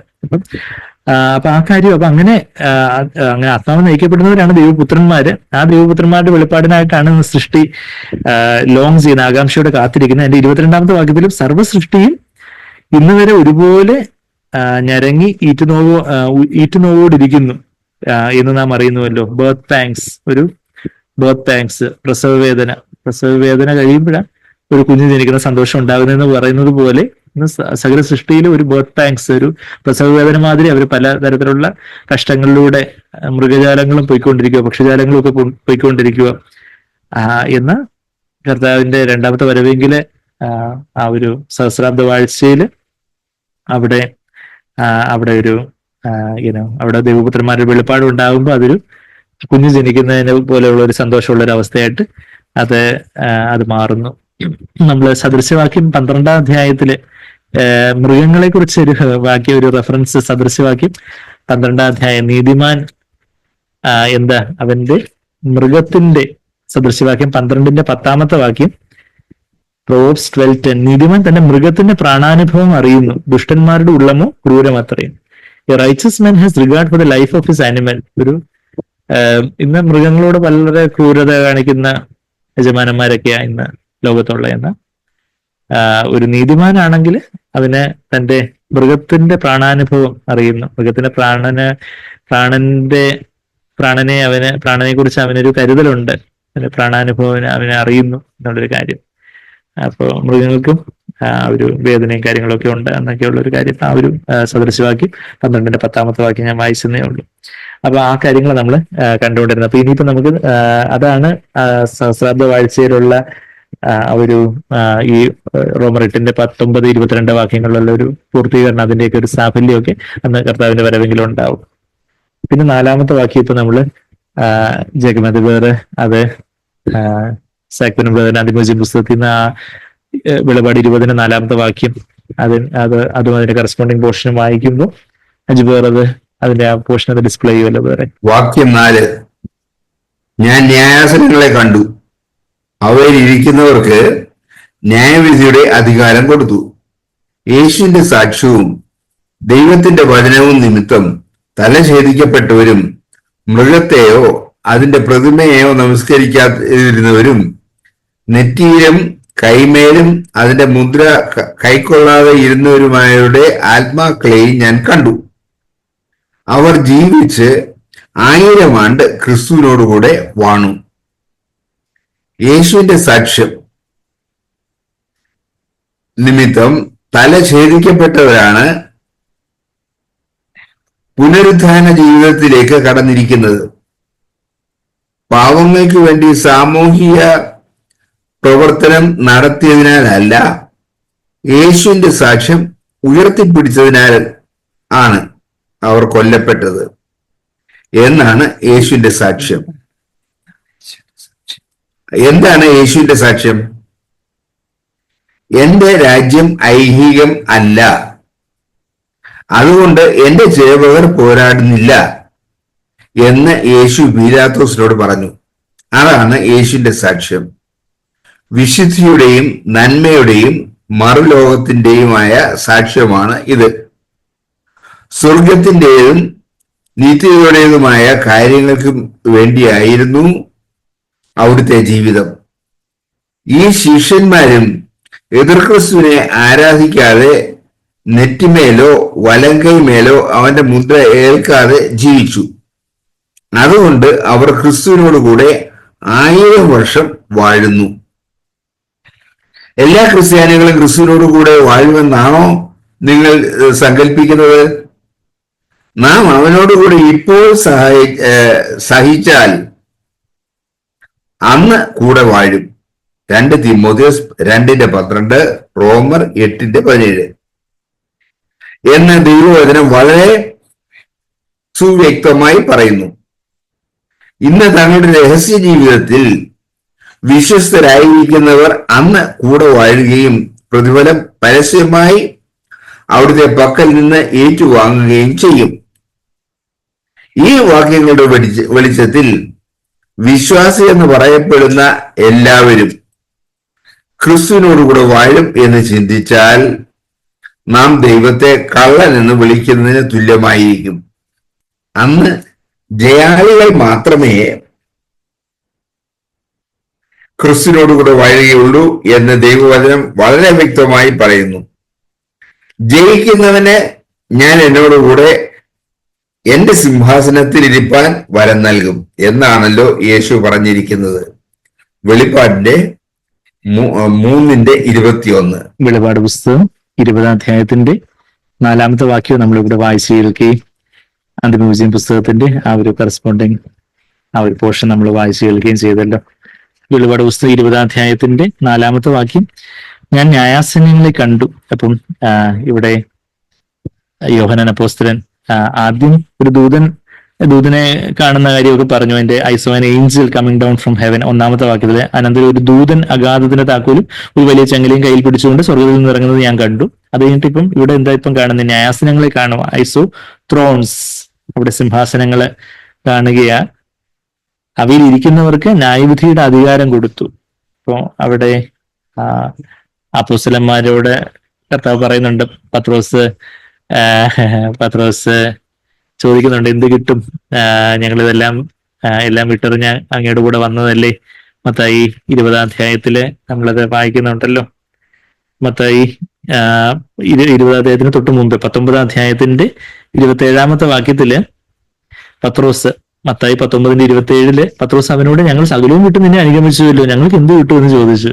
പത്രോസിന്റെ ആ ഒരു അന്നത്തെ ഒരു ആത്മീയ ശൈശവത്തിലുള്ളൊരു ചോദ്യമാണ്. കർത്താവ് 2 ഡോസ് കൊടുക്കേണ്ട ചോദ്യം, എങ്കിലും കർത്താവിന്റെ കരുണയില് കർത്താവ് ഉത്തരം പറഞ്ഞു. യേശു അവരോട് പറഞ്ഞത്, എന്നെ അനുഗമിച്ചിരിക്കുന്ന നിങ്ങൾ പുനർജനനത്തിൽ, അതായത് പുനരുദ്ധാനത്തില്, ഇത് റീജനറേഷൻ, പുനരുദ്ധാനത്തില് മനുഷ്യപുത്രൻ തന്റെ മഹത്വത്തിന്റെ സിംഹാസനത്തിൽ ഇരിക്കുമ്പോൾ നിങ്ങളും 12 സിംഹാസനത്തിൽ ഇരുന്ന് ഇസ്രായേൽ ഗോത്രം 12നും ന്യായം വിധിക്കും എന്ന് ഞാൻ സത്യമായിട്ട് നിങ്ങളോട് പറയുന്നു. എന്റെ നാമനിമിത്തം വീടുകളെയോ സഹോദരന്മാരെയോ സഹോദരികളെയോ അപ്പനെയോ അമ്മയോ മക്കളെയോ നിലങ്ങളെയോ വിട്ട് കളഞ്ഞവന് എല്ലാം 100 മടങ്ങ് ലഭിക്കും.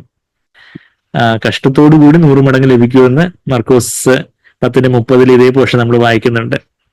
Along with prosecution. ഇപ്പം കഷ്ടവും ഉണ്ട് എന്ന ഉപദ്രവം ഉണ്ട് എന്ന 100 മടങ്ങ് അതെല്ലാം ലഭിക്കും, അവൻ നിത്യജീവനെയും അവകാശമാക്കും എന്ന് നമ്മളവിടെ വായിക്കുന്നുണ്ട്. എങ്കിലും മുമ്പന്മാർ പലരും പിമ്പന്മാരും, പിമ്പന്മാർ മുമ്പന്മാരും ആകും. അപ്പൊ ആ 12 ഗോത്രങ്ങളെ 12 പേര്, നിങ്ങൾ 12 ശിഷ്യന്മാര്, അതില് ഒരു യൂദാസ് ഇസ്കര്യോത്ത് വീണുപോയി. അതിന് പകരമായിട്ട് ഒരു മത്യാസിനെയൊക്കെ ഇവർ തെരഞ്ഞെടുക്കാൻ നോക്കിയെങ്കിൽ അപ്പോസ്തലത്തിൽ 1-ാം അധ്യായത്തിൽ നമ്മളത് കാണുന്നുണ്ടെങ്കിലും പിന്നെ മത്യാസിന്റെ പൊടി പോലും ഇല്ല കണ്ടുപിടിക്കാൻ തരത്തില്ല. പിന്നെ മത്യാസിനെ കുറിച്ച് നമ്മൾ പരിശുദ്ധാത്മ രേഖപ്പെടുത്തുന്നതായിട്ട് കാണുന്നില്ല. പിന്നെ നമ്മൾ കാണുന്നത് പൗലോസിനെയാണ്. അപ്പം ഒരുപക്ഷെ യൂദാസിന്റെ സ്ഥാനത്ത് പൗലോസ് ആ ഒരു സിംഹാസനത്തിൽ, 12 സിംഹാസനത്തിൽ ഒരു സിംഹാസനത്തിൽ പൗലോസും കാണും. പിന്നെ നമ്മളിവിടെ കേരളക്കരയിൽ വന്ന തോമസും പത്രോസും യോഹന്നാൻ ഇത് എഴുതി, ഇപ്പം വെളിപാട് പുസ്തകമൊക്കെ എഴുതിയ ഈ യോഹന്നാനും എല്ലാം അവിടെ അവരെ 12 ഇസ്രായേൽ ഗോത്രങ്ങളെയൊക്കെ ന്യായം വിധിക്കുന്നതൊക്കെ കാണും. ആ 12 യേശുവിന്റെ 12 ശിഷ്യന്മാരില് പൗലോസ് ഉൾപ്പെടെ, പൗലോസിനെ കൂടി ചേർത്ത് പറയുവാണെങ്കിൽ 12 ശിഷ്യന്മാരിൽ യോഹന്നാൻ അപ്പോസ്തലൻ ഒഴികെ ബാക്കി എല്ലാവരും രക്തസാക്ഷിത്വം വഹിച്ചു എന്നുള്ളൊരു കാര്യം നമ്മൾ ചരിത്രത്തിൽ കാണുന്നത്. യോഹന്നാൻ അപ്പോസ്തലനെ അവര് രക്തസാക്ഷിയാക്കാൻ നോക്കി, എന്നാൽ ദൈവം അത്ഭുതകരമായിട്ട് തിളയ്ക്കുന്ന എണ്ണയിൽ നിന്നൊക്കെ, തിളയ്ക്കുന്ന എണ്ണ പാത്രത്തിൽ നിന്നൊക്കെ യോഹന്നാനെ ദൈവം വിടുവിച്ചാണ് പത്മോസ് ദ്വീപിലേക്ക് നാടുകടത്തപ്പെട്ടാണ് വെളിപാട് പുസ്തകവും യോഹന്നാൻ എഴുതേണ്ടതായിട്ടുണ്ടായിരുന്നത്. എന്നാൽ യോഹന്നാൻ പിന്നീട് ഒരു നാച്ചുറൽ ഡെത്ത്, ആ ഒരു പ്രായമായിട്ടുള്ള ഒരു സ്വാഭാവിക മരണത്തിലേക്ക് പോയതെന്നുള്ള കാര്യമൊക്കെ ചരിത്രം പറയുന്നത്. അപ്പോൾ എന്നാൽ അവരെല്ലാം ക്രിസ്തുവിന് വേണ്ടി ഉപദ്രവിക്കപ്പെട്ടവരായിരുന്നു. പിന്നീട് അവർ മാത്രമല്ല, ഇവിടെ നമ്മൾ വായിക്കുമ്പോൾ അവര് മാത്രമല്ല അവിടെ ന്യായം വിധിക്കാനായിട്ട് സിംഹാസനങ്ങളിൽ ഇരിക്കുന്നേ, കർത്താവിന്റെ കൂടെ വാഴാനായിട്ട് ആരൊക്കെയാ ഉള്ളേ?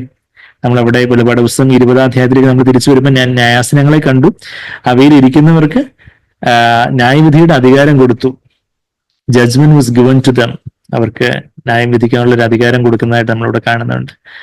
അപ്പം കർത്താവിന്റെ 2ാമത്തെ വരവെങ്കിൽ തന്നെ ഈ സഹസ്രാബ്ദ വാഴ്ചയുടെ തുടക്കത്തിൽ തന്നെ എല്ലാ പ്രതിഫലമൊക്കെ തന്റെ ദാസന്മാർക്ക് കൊടുക്കുന്നതൊക്കെ നമ്മൾ അവിടെ ആദ്യം വെളിപാട് 7-ാം അധ്യായത്തില്, വെളിപാട് 11-ാം അധ്യായത്തില്, വെളിപാട് 11:17 സഹസ്രാബ്ദ വാഴ്ച തുടങ്ങുന്ന ആ സമയത്ത്, അതായത് കർത്താവ് 7-ാമത്തെ കാഹളമാണ് നമ്മൾ വെളിപാട് 11:15 മുതൽ വായിക്കുന്നത്. 7-ാമത്തെ ദൂതന് കാഹള ഊതിയപ്പോ അവിടെ നമ്മുടെ കർത്താവിനും അവന്റെ ക്രിസ്തുവിനും ലോകരാജ്യത്വമായി തീർന്നിരിക്കുന്നു. അതായത് ലോകത്തെ മുഴുവൻ ഭരിക്കുന്നത് യേശു ആണ് ഇനി ഈ സഹസ്രാബ്ദ വാഴ്ച. അവൻ എന്നേക്കും, 15-ാമത്തെ വാക്യം 11 വെളിപാട് 11:15, അവൻ എന്നേക്കും വാഴും എന്ന് സ്വർഗത്തിൽ ഒരു മഹാഘോഷം ഉണ്ടാവും. കർത്താവ് എന്നേക്കുമായിട്ട് ഇനി വാഴും. ഈ സഹസ്രാബ്ദ വാഴ്ച അത് കഴിഞ്ഞ് പുതിയ ആകാശത്തിലും പുതിയ ഭൂമിയിലും ഒക്കെ കർത്താവ് വാഴും. ദൈവസന്നിധിയിൽ സിംഹാസനങ്ങളിൽ ഇരിക്കുന്ന 24 മൂപ്പന്മാരും കവിണ്ണു വീണ് ദൈവത്തെ നമസ്കരിച്ച് പറഞ്ഞത്, സർവശക്തിയുള്ള കർത്താവായ ദൈവമേ, ഇരിക്കുന്നവനും ഇരുന്നവനുമായുള്ളവയെ നീ മഹാശക്തി തിരിച്ച് വാഴുകയാൽ ഞങ്ങൾ നിന്നെ സ്തുതിക്കുന്നു. ജാതികൾ കോപിച്ചു, നിന്റെ കോപവും വന്നു. മരിച്ചവരെ ന്യായം വിധിക്കുവാനും നിന്റെ ദാസന്മാരായ പ്രവാചകന്മാർക്കും വിശുദ്ധന്മാർക്കും, പ്രവാചകന്മാർക്ക് ദൈവത്തിന്റെ ദൂത് പറഞ്ഞ ദൈവത്തിന്റെ വചനം ഒരു പ്രവചനാത്മാവില് ദൈവജനത്തിന്റെ ആവശ്യത്തിനനുസരിച്ച്, കാലഘട്ടത്തിന്റെ ആവശ്യത്തിനനുസരിച്ച് ദൈവം പ്രവചനാത്മാവില് ഉയർത്തിയ പല പ്രവാചകന്മാർ ഇന്നത്തെ കള്ളപ്രവാചകന്മാരല്ല, എന്ന് യഥാർത്ഥത്തിലെ ദൈവത്തിന്റെ വചനം മായമില്ലാത്ത പറയുന്ന പ്രവാചകന്മാരെ ആദ്യം ഒന്ന് പറഞ്ഞിട്ട് പിന്നെ എല്ലാ വിശുദ്ധന്മാർക്കും ചെറിയവരും വലിയവരുമായി നിന്റെ ഭക്തന്മാർക്കും പ്രതിഫലം കൊടുക്കുവാനും ഭൂമിയെ നശിപ്പിക്കുന്നവരെ നശിപ്പിക്കാനുമുള്ള കാലവും വന്നു എന്നുള്ളൊരു കാര്യം. എന്നാൽ ഭൂമിയെ നശിപ്പിക്കുന്നവരെ നശിപ്പിക്കുന്നത് പിന്നെയുടെ 1000 വർഷക്കാലത്തിന് ശേഷമാണ്. എന്നാൽ ആദ്യം ഈ പ്രതിഫലം കൊടുക്കുന്നു, പിന്നെ സഹസ്രാബ്ദ വാഴ്ച, പിന്നീടാണ് അവിശ്വാസികളുടെ ന്യായവിസ്താരം.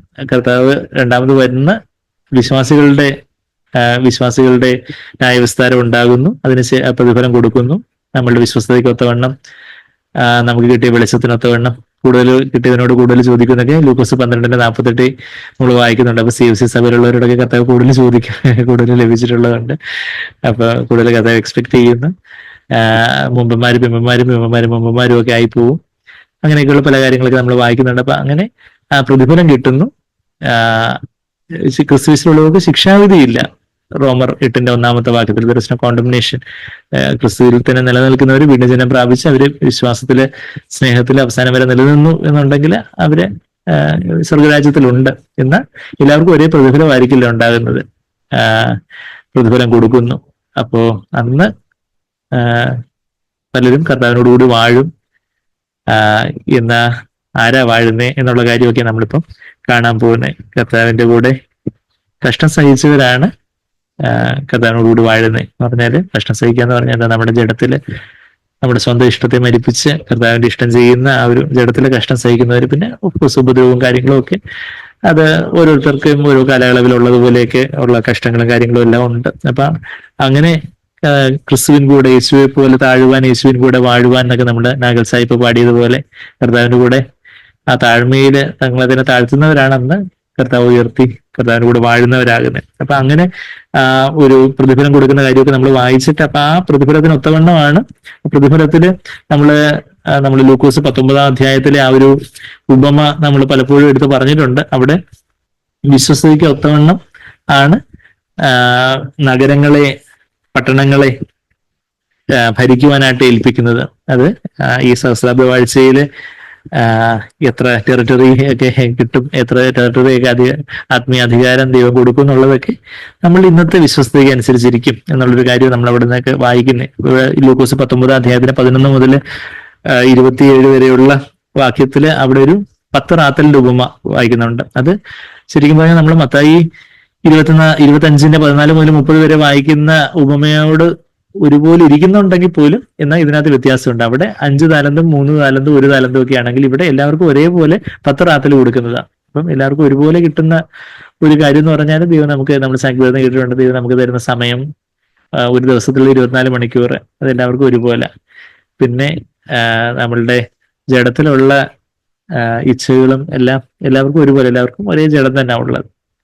അപ്പം അത് ജഡത്തിലെ ഇച്ഛകളെ അതിജീവിക്കാനുള്ള ആ ഒരു ആക്സസ്, അതിനു വേണ്ടിയുള്ള അതിൻ്റെ ഒരു സാധ്യത, അതിന്റെ പൊട്ടൻഷ്യൽ, അതൊക്കെ എല്ലാവർക്കും ദൈവം ഒരുപോലെ കൊടുത്തിരിക്കുന്നത്. അപ്പം അങ്ങനെ ദൈവം 10 റാത്തല് വെള്ളി ഈ 10 ദാസന്മാരെ വിളിച്ചു കൊടുക്കുന്നതായിട്ട് 13 വാക്യത്തിൽ വായിക്കുന്നു. ഞാൻ വരുവോളം വ്യാപാരം ചെയ്തുകൊള്ളു.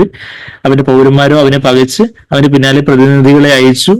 അവൻ ഞങ്ങൾക്ക് രാജാവായിരിക്കുന്നത് ഞങ്ങൾക്ക് സമ്മതമല്ലെന്ന് ബോധിപ്പിച്ചു. അവൻ രാജ്യത്തെ പ്രാപിച്ച് മടങ്ങി വന്നപ്പോൾ താൻ ദ്രവ്യം കൊടുത്തിരുന്ന ദാസന്മാർ വ്യാപാരം ചെയ്ത് എന്ത് നേടിയെന്ന് അറിയേണ്ടതിന് ഇവർ നമുക്ക് തന്നിട്ടുള്ള സമയവും കഴിവുകളും താലന്തുകളും എല്ലാം പല കാര്യങ്ങളും നമുക്ക് ഈക്വലായിട്ട് തന്നിട്ടുള്ളതുണ്ട്. നമുക്ക് ഒരു ദിവസം എത്ര സമയമുണ്ടെന്നുള്ളതോ, അല്ലെങ്കിൽ നമ്മളുടെ ഓരോ ദിവസവും പരീക്ഷകളെ അതിജീവിക്കാനുള്ള ആ ഒരു അവസരങ്ങള്, അങ്ങനെയുള്ള കാര്യങ്ങള് ദൈവം നമുക്ക് എല്ലാവർക്കും തുല്യമായിട്ട് നൽകിയിട്ടുള്ള കാര്യങ്ങളുണ്ട്. എല്ലാവർക്കും കൺമോഹം ജഡമോഹം ജീവിതത്തിന്റെ പ്രതാപവും എല്ലാവരുടെയും ജഡത്തിലുണ്ട്.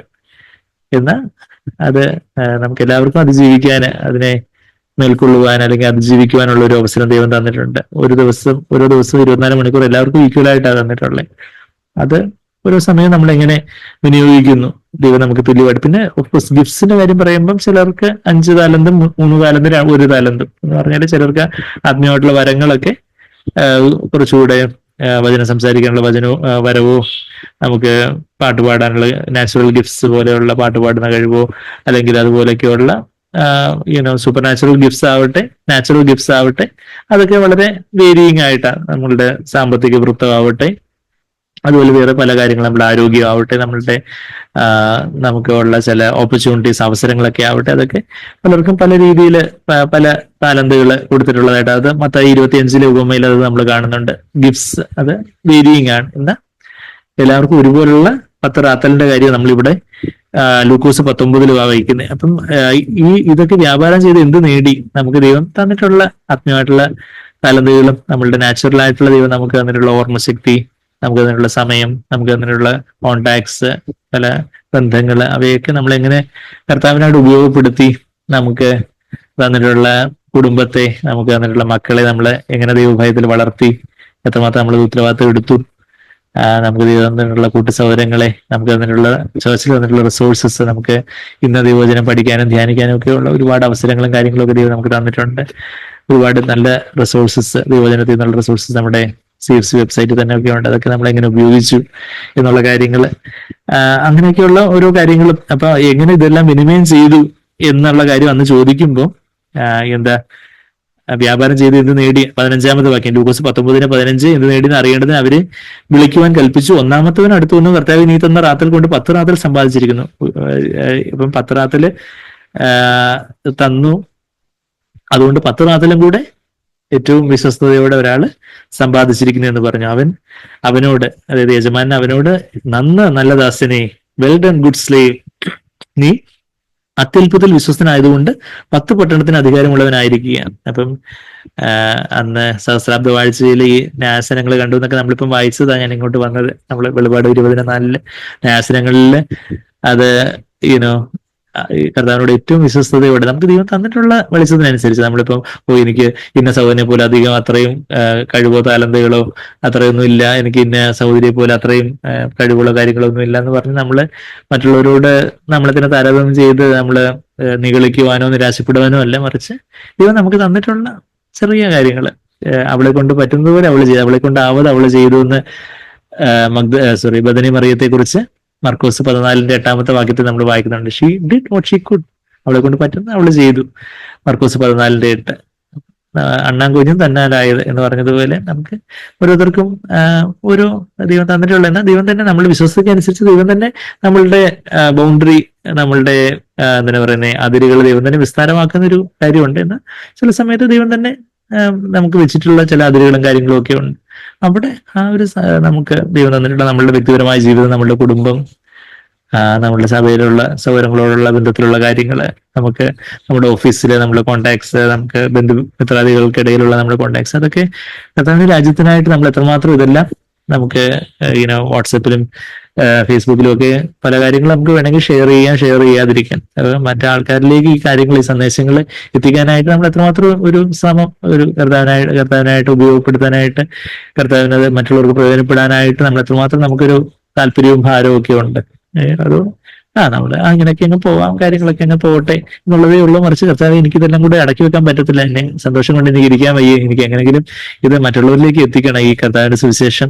അത് പാപക്ഷമയുടെ സുവിശേഷം മാത്രമല്ല, പാപത്തെ ജയിച്ച് കർത്താവിനെ പോലെ ആയിത്തീരുന്നതിന്റെ സുവിശേഷം, ആ പൂർണ്ണ സുവിശേഷം കൂടെ കർത്താവെ എനിക്ക് മറ്റുള്ളവരിലേക്ക് എത്തിക്കണം. കർത്താവെ അത് ആരൊക്കെ കർത്താവ് എന്നിലൂടെ അത് അറിയണമെന്ന് അങ്ങ് പ്ലാൻ ചെയ്തിട്ടുണ്ടോ, അങ്ങ് എന്തെല്ലാം നല്ല പ്രവൃത്തികൾ എനിക്കായിട്ട് മുന്നമേ പ്രിപ്പയർ ചെയ്തിട്ടുണ്ടോ, മുന്നമേ തീരുമാനിച്ചിട്ടുണ്ടോ, അവയിലൂടെ ഞാൻ നടക്കണം. നമ്മളതാ എഫേസ്യർ 2:10 വാക്യത്തിൽ നമ്മൾ വായിക്കുന്നേ, കർത്താവിന്റെ we are his workmanship in Christ Jesus, we are created in Christ Jesus for good works which God prepared beforehand that we should walk in them. നമ്മള് അവയിൽ നടക്കേണ്ടതിനായിട്ട് ദൈവം മുന്നമേ വെച്ചിരിക്കുന്ന സൽപ്രവൃത്തികളുണ്ട്. അതെല്ലാം കർത്താവ് എനിക്ക് പൂർത്തിയാകണം. കർത്താവിന്റെ നമ്മൾ മുമ്പേ പഠിച്ചതുപോലെ, മുമ്പേ ചിന്തിച്ചതുപോലെ, ഒരു പരിശുദ്ധാത്മാവിന്റെ നിയന്ത്രണത്തിൽ ഒരു കൊച്ചുകുഞ്ഞിനെ പോലെ നമ്മളെ ആത്മാവിന്റെ ലീഡിംഗ് അനുസരിച്ച് നടക്കുകയാണെങ്കിൽ നമുക്ക് ദൈവം വെച്ചിരിക്കുന്ന സൽപ്രവൃത്തികൾ ഓരോ ദിവസമായിട്ട് ഫുൾഫിൽ ചെയ്യാനായിട്ട് ദൈവം തന്നെ ഓരോ വാതിലുകൾ തുറക്കും. അപ്പൊ അങ്ങനെ വിനിമയം ചെയ്യുമ്പോൾ 10 റാത്തല് ഇനിയൊരു 10 റാത്തലും കൂടെ ആക്കാനൊക്കും. അന്ന് അങ്ങനെ കാണപ്പെടണമെന്നാണ് ദൈവം നമ്മളെ കുറിച്ച് ഓരോരുത്തരെ കുറിച്ചും ആഗ്രഹിക്കുന്നത്. എന്നാൽ ചിലര് നമ്മളതിന്റെ തൊട്ട് താഴെ വായിക്കുന്നേ 18-ാമത്തെ വാക്യത്തിൽ, 2-ാമത്തതും വന്ന് കർത്താവെ നീ തന്ന റാത്തൽ കൊണ്ട് 5 റാത്തൽ സമ്പാദിച്ചിരിക്കുന്നു. ഞാൻ വലിയ മോശക്കാരൊന്നും ഇല്ല, എന്നാ മറ്റയാളുടെ അത്രയൊന്നും ഇല്ല, സെന്റൊന്നും അടിച്ചില്ല, 100% ഒന്നും വാങ്ങിച്ചില്ല, 5 റാത്തൽ സമ്പാദിച്ചിരിക്കുന്നു. നീയും 5 പട്ടണത്തിന്, അവിടെ നല്ല വെൽ ഡൺ ഗുഡ് സ്ലേവ് എന്നുള്ള ഒരു അഭിനന്ദനം ഒന്നും കാണുന്നില്ല, എന്നാ മറ്റേ ഇനി വരുന്ന ആളുടെ അത്രയും മോശമൊന്നുമല്ല. അപ്പൊ അതുകൊണ്ട് നീ 5 പട്ടണത്തിന് മേൽവിചാരകനായിരിക്കുക എന്ന് അവനോട് കൽപ്പിച്ചു. അതിന്റെ തൊട്ട് മുമ്പ് നമ്മൾ വായിച്ച 17-ാമത്തെ വാക്യത്തിൽ നീ അത്യല്പത്തിൽ വിശ്വസ്തനായതുകൊണ്ട് എന്നാ വായിക്കുന്നത്. നമ്മൾ അതിന്റെ തൊട്ട് ഇതേ ലൂക്കോസിന് സുവിശേഷം 16-ാം അധ്യായത്തിന് 10-ാമത്തെ വാക്യം എന്താ നമ്മൾ വായിക്കുന്നത്? He who is faithful in A very little thing is faithful also in much.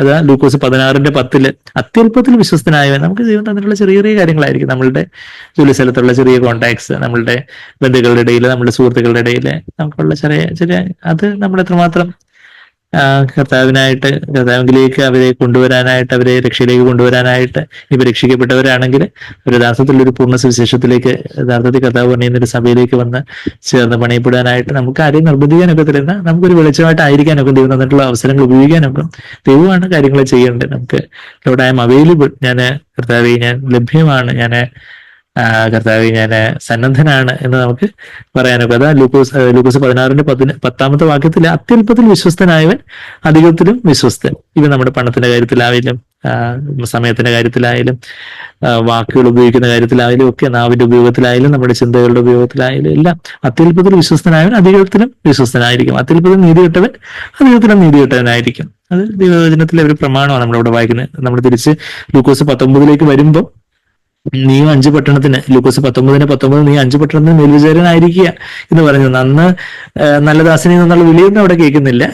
എന്നാൽ 5 പട്ടണം നിനക്ക് തന്നേക്കാം. 20 വാക്യം, മറ്റൊരുത്തം വന്ന് കർത്താവേ ഇതാ നിന്റെ റാത്തൽ, ഞാനിത് ഒരു ഉറുമാലിൽ കെട്ടിവെച്ചിരുന്നു. I kept put in handkerchief. അങ്ങ് തന്നതല്ലേ, ഞാനിത് ഭദ്രമായിട്ട് ഒരു ഹാൻഡ് കർച്ചീഫിനായിട്ട് നന്നായിട്ട് പൊതിഞ്ഞ് പൊടിയൊന്നും തട്ടാതെ തേച്ച് മിനുക്കി അതുപോലെ തന്നെ കെട്ടിവെച്ചിരുന്നു. നീ വെക്കാത്തത് എടുക്കുകയും വിതയ്ക്കാത്തത് കൊയ്യുകയും ചെയ്യുന്ന കഠിന മനുഷ്യനായതുകൊണ്ട് ഞാൻ നിന്നെ ഭയപ്പെട്ടു എന്ന് പറഞ്ഞു. അതായത് യഥാർത്ഥത്തിൽ ദൈവത്തിന്റെ ഹൃദയത്തെക്കുറിച്ച് ആ മനുഷ്യന്റെ വെളിപ്പാടില്ലായിരുന്നു. അവൻ വിചാരിച്ചത് ദൈവം എന്തോ ഇങ്ങനെ എപ്പം അടിക്കാനിരിക്കുന്ന ഒരു പോലീസുകാരനെ പോലെ, ഒരു ന്യായാധിപനെ പോലെ എപ്പോഴും ഇങ്ങനെ നമ്മളെ ശിക്ഷിക്കാനായിട്ട്, എപ്പോഴും നമ്മളിങ്ങനെ കുറ്റപ്പെടുത്താനായിട്ടിരിക്കുന്ന ഒരുവനാ. അപ്പൊ ഐ വാസ് അഫ്രൈഡ് ഓഫ്, എനിക്ക് നിന്നെ ഭയമായിരുന്നു. യു ആർ എൻ എക്സാക്ടിങ് മാൻ, നീ ഒരു കഠിന മനുഷ്യനാ, നീ വെക്കാത്തത് എടുക്കുകയും വിതയ്ക്കാത്തത് കൊയ്യുകയും ഒക്കെ ചെയ്യുന്ന ഒരു കഠിന മനുഷ്യൻ. യഥാർത്ഥത്തിൽ ദൈവത്തിന്റെ ഹൃദയത്തിന്റെ ഒരു സ്നേഹത്തെക്കുറിച്ചോ വിശാലതയെക്കുറിച്ചോ ഒരു ബോധ്യമില്ലാതെ ദൈവത്തെ എന്തോ ഒരു ശിക്ഷിക്കാൻ വേണ്ടി മാത്രം ഇരിക്കുന്ന ഒരാള് അപ്പൊ എങ്ങനെങ്കിലുമൊക്കെ എന്തെങ്കിലുമൊക്കെ ചെയ്ത് അങ്ങ് വിശ്വാസത്തിൽ അങ്ങ് നിലനിന്ന അവസാനം ചെന്നു. പക്ഷെ എന്താ വിശ്വാസത്തിലൊക്കെ നിലനിന്നു എന്ന് പറയാനൊക്കത്തില്ല. എന്റെ താഴോട്ട് നമ്മൾ വായിക്കുമ്പോൾ എന്താ വായിക്കുന്നത്, കഠിന മനുഷ്യനാന്ന്. അവന് ദൈവത്തെ നമ്മൾ ആരാധിക്കുന്ന ദൈവത്തെ പോലെ നാം ആയിത്തീരും എന്നെവിടെ പറയുന്നേ. നമ്മൾ 115 സങ്കീർത്തനത്തിലല്ലേ അത് വായിക്കുന്നത്. 115 സങ്കീർത്തനത്തിന്റെ 8 വാക്യം നമ്മുടെ എപ്പോഴും സാഗ്ബറിനെ നമ്മൾ കേട്ടിട്ടുണ്ട്. 115 സങ്കീർത്തനത്തിന്റെ 8 വാക്യം, അവയെ ഉണ്ടാക്കുന്നവർ അവയെ പോലെ ആകുന്നു, അവയിൽ ആശ്രയിക്കുന്ന ഏവനും അങ്ങനെ തന്നെ. അവിടെ വിഗ്രഹങ്ങളെ കുറിച്ചാണ് പറയുന്നത്. വിഗ്രഹങ്ങളെ ഉണ്ടാക്കുന്നവരെ അവയെ പോലെ ആകുന്നു. വിഗ്രഹത്തിന്റെ ആ ഒരു രൗദ്രഭാവവും അത് അവരും അങ്ങനെ ഉണ്ടാക്കുന്നവരും അവരുടെ ജീവിതത്തിലും അവർക്ക് ആ ഒരു കാഠിന്യവും അതുപോലുള്ള കാര്യങ്ങളും ഒക്കെയാണ്. അപ്പം those who make them will become like them, everyone who trusts in them എന്ന് പറയുന്നത് അതേ പ്രമാണം ദൈവത്തെ സംബന്ധിച്ചിടത്തോളം, യഥാർത്ഥ സത്യദൈവത്തെ സംബന്ധിച്ചിടത്തോളം സത്യമാണ്. ഇപ്പൊ വിഗ്രഹങ്ങളെ ഉണ്ടാക്കുന്നവരെ അതുപോലെ ആയിത്തീരുന്നു എന്ന് പറയുന്നത് പോലെ തന്നെ നമ്മളുടെ ദൈവത്തെ കുറിച്ച് നമുക്ക് എന്താ വെളിപ്പാടുള്ളേ, യേശുവിനെ കുറിച്ച്. യേശു ഇങ്ങനെ നമുക്കിങ്ങനെ കഷ്ടമൊക്കെ തന്ന്, നമ്മൾക്ക് കുറെ കൽപ്പനയൊക്കെ തന്ന് എങ്ങനെയെങ്കിലുമൊക്കെ നമ്മൾ അനുസരിക്കണമെന്നൊക്കെ പറഞ്ഞ് നമ്മളുടെ ജീവിതം കുളമാക്കാൻ വേണ്ടി ഒരു ദൈവമുണ്ട്. ഇങ്ങനെ ഓരോ മീറ്റിംഗ് അറ്റൻഡ് ചെയ്യണമെന്നും പറഞ്ഞ് ഓരോ അങ്കിൾമാരെ വിളിച്ചുകൊണ്ടിരിക്കും.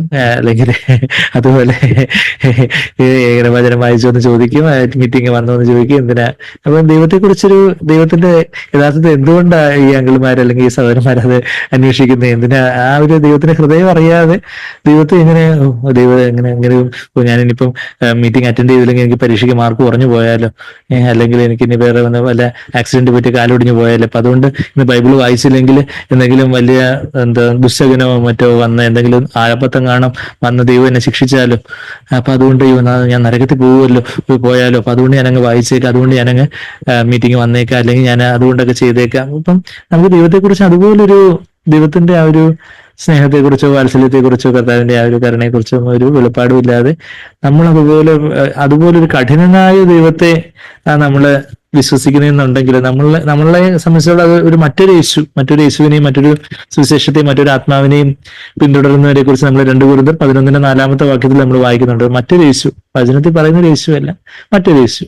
അപ്പൊ അങ്ങനെ മറ്റൊരു യേശുവിനെ നമ്മൾ പിന്തുടരുന്നുണ്ടെങ്കിൽ നമ്മൾ അതുപോലെ ആവും. നമ്മൾ മറ്റുള്ളവരോട് ഭയങ്കര കഠിനന്മാരായിരിക്കും. അങ്ങനെയാണ് ഈ വചനം അങ്ങനെ പറയുന്നു ഇങ്ങനെ പറയുന്നു, അതുകൊണ്ട് മറ്റുള്ളവരെ എപ്പോഴും വിധിക്കുകയും തള്ളുകയും അവരങ്ങനെ ഇങ്ങനെ എല്ലാവരെയും നമ്മുടെ ഹൃദയത്തിൽ തന്നെ ഒരു സന്തോഷവും സമാധാനവും കാണത്തില്ല. നമ്മളിങ്ങനെ ഉപദേശങ്ങളുടെ പേരിൽ ഡോക്ടറിൻസിന്റെ പേരൊക്കെ പറഞ്ഞ് തർക്കിക്കുകയും വാദിക്കുകയും അങ്ങനെയൊക്കെയുള്ള ചില വാട്സാപ്പ് ഗ്രൂപ്പിലൊക്കെ ചിലർ എന്നെ ഇടയ്ക്ക് ഈ അടുത്ത് ആഡ് ചെയ്തു.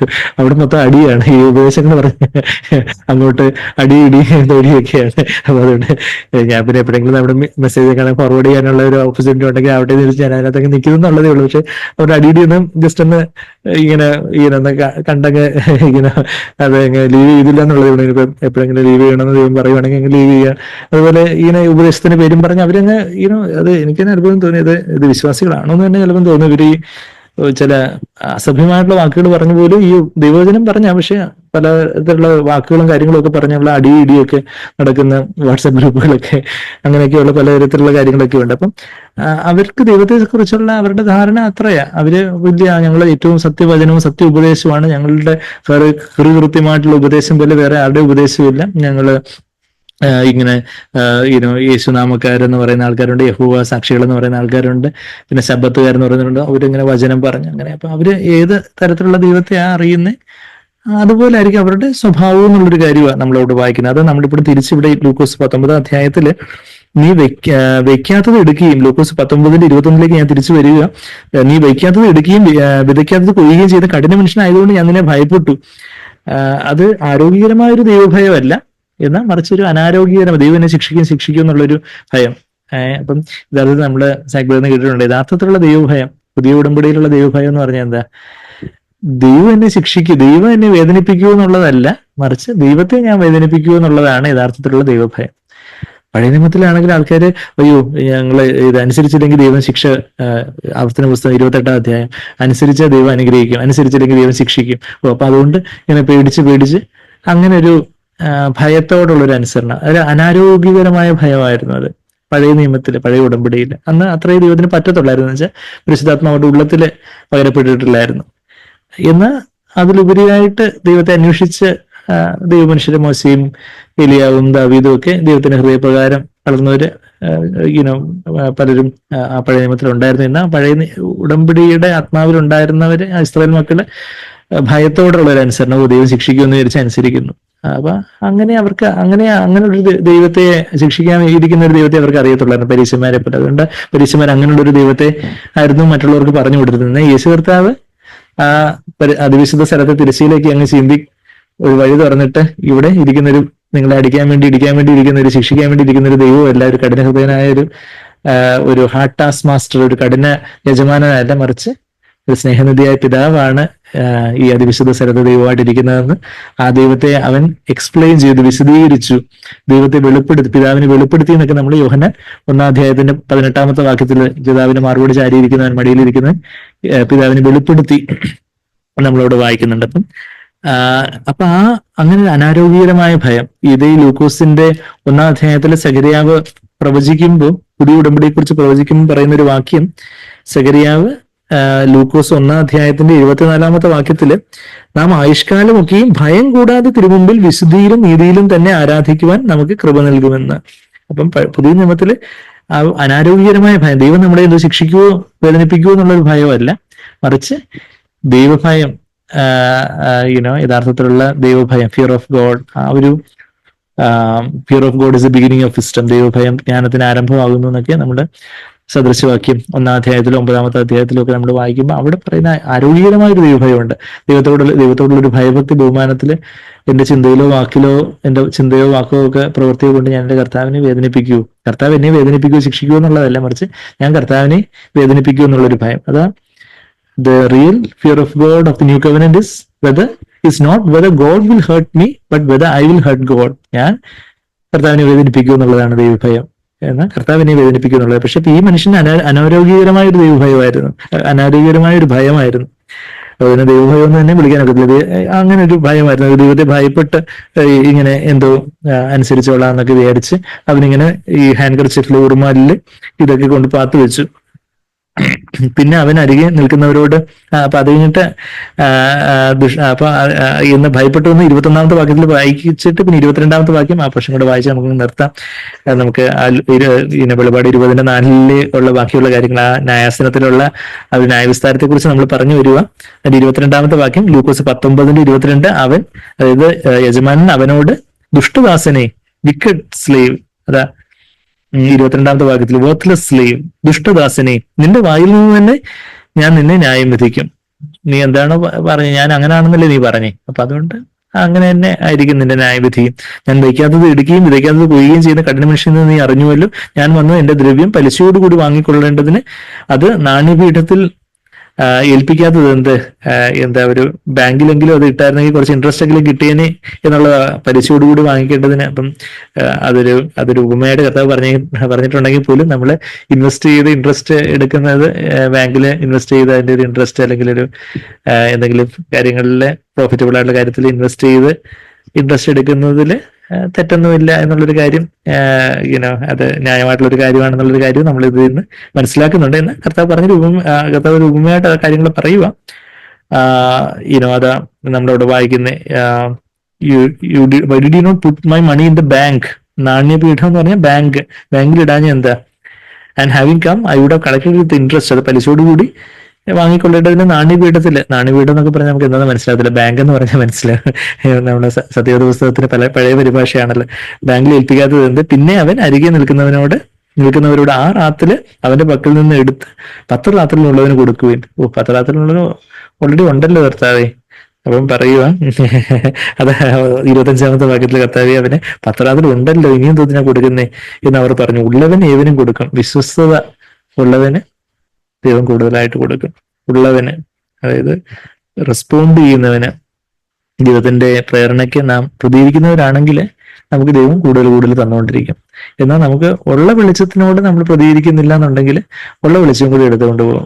ആരോ പണ്ട് പറഞ്ഞൊരു ഉദാഹരണം പോലെ, 2 എണ്ണയിട്ട വിളക്കുകൾ കത്തിക്കൊണ്ടിരിക്കുക. ഒന്നിനകത്ത് നന്നായിട്ട് കത്തുന്നു, എണ്ണയൊക്കെ ഉപയോഗിച്ച് നന്നായിട്ട് കത്തുന്നു.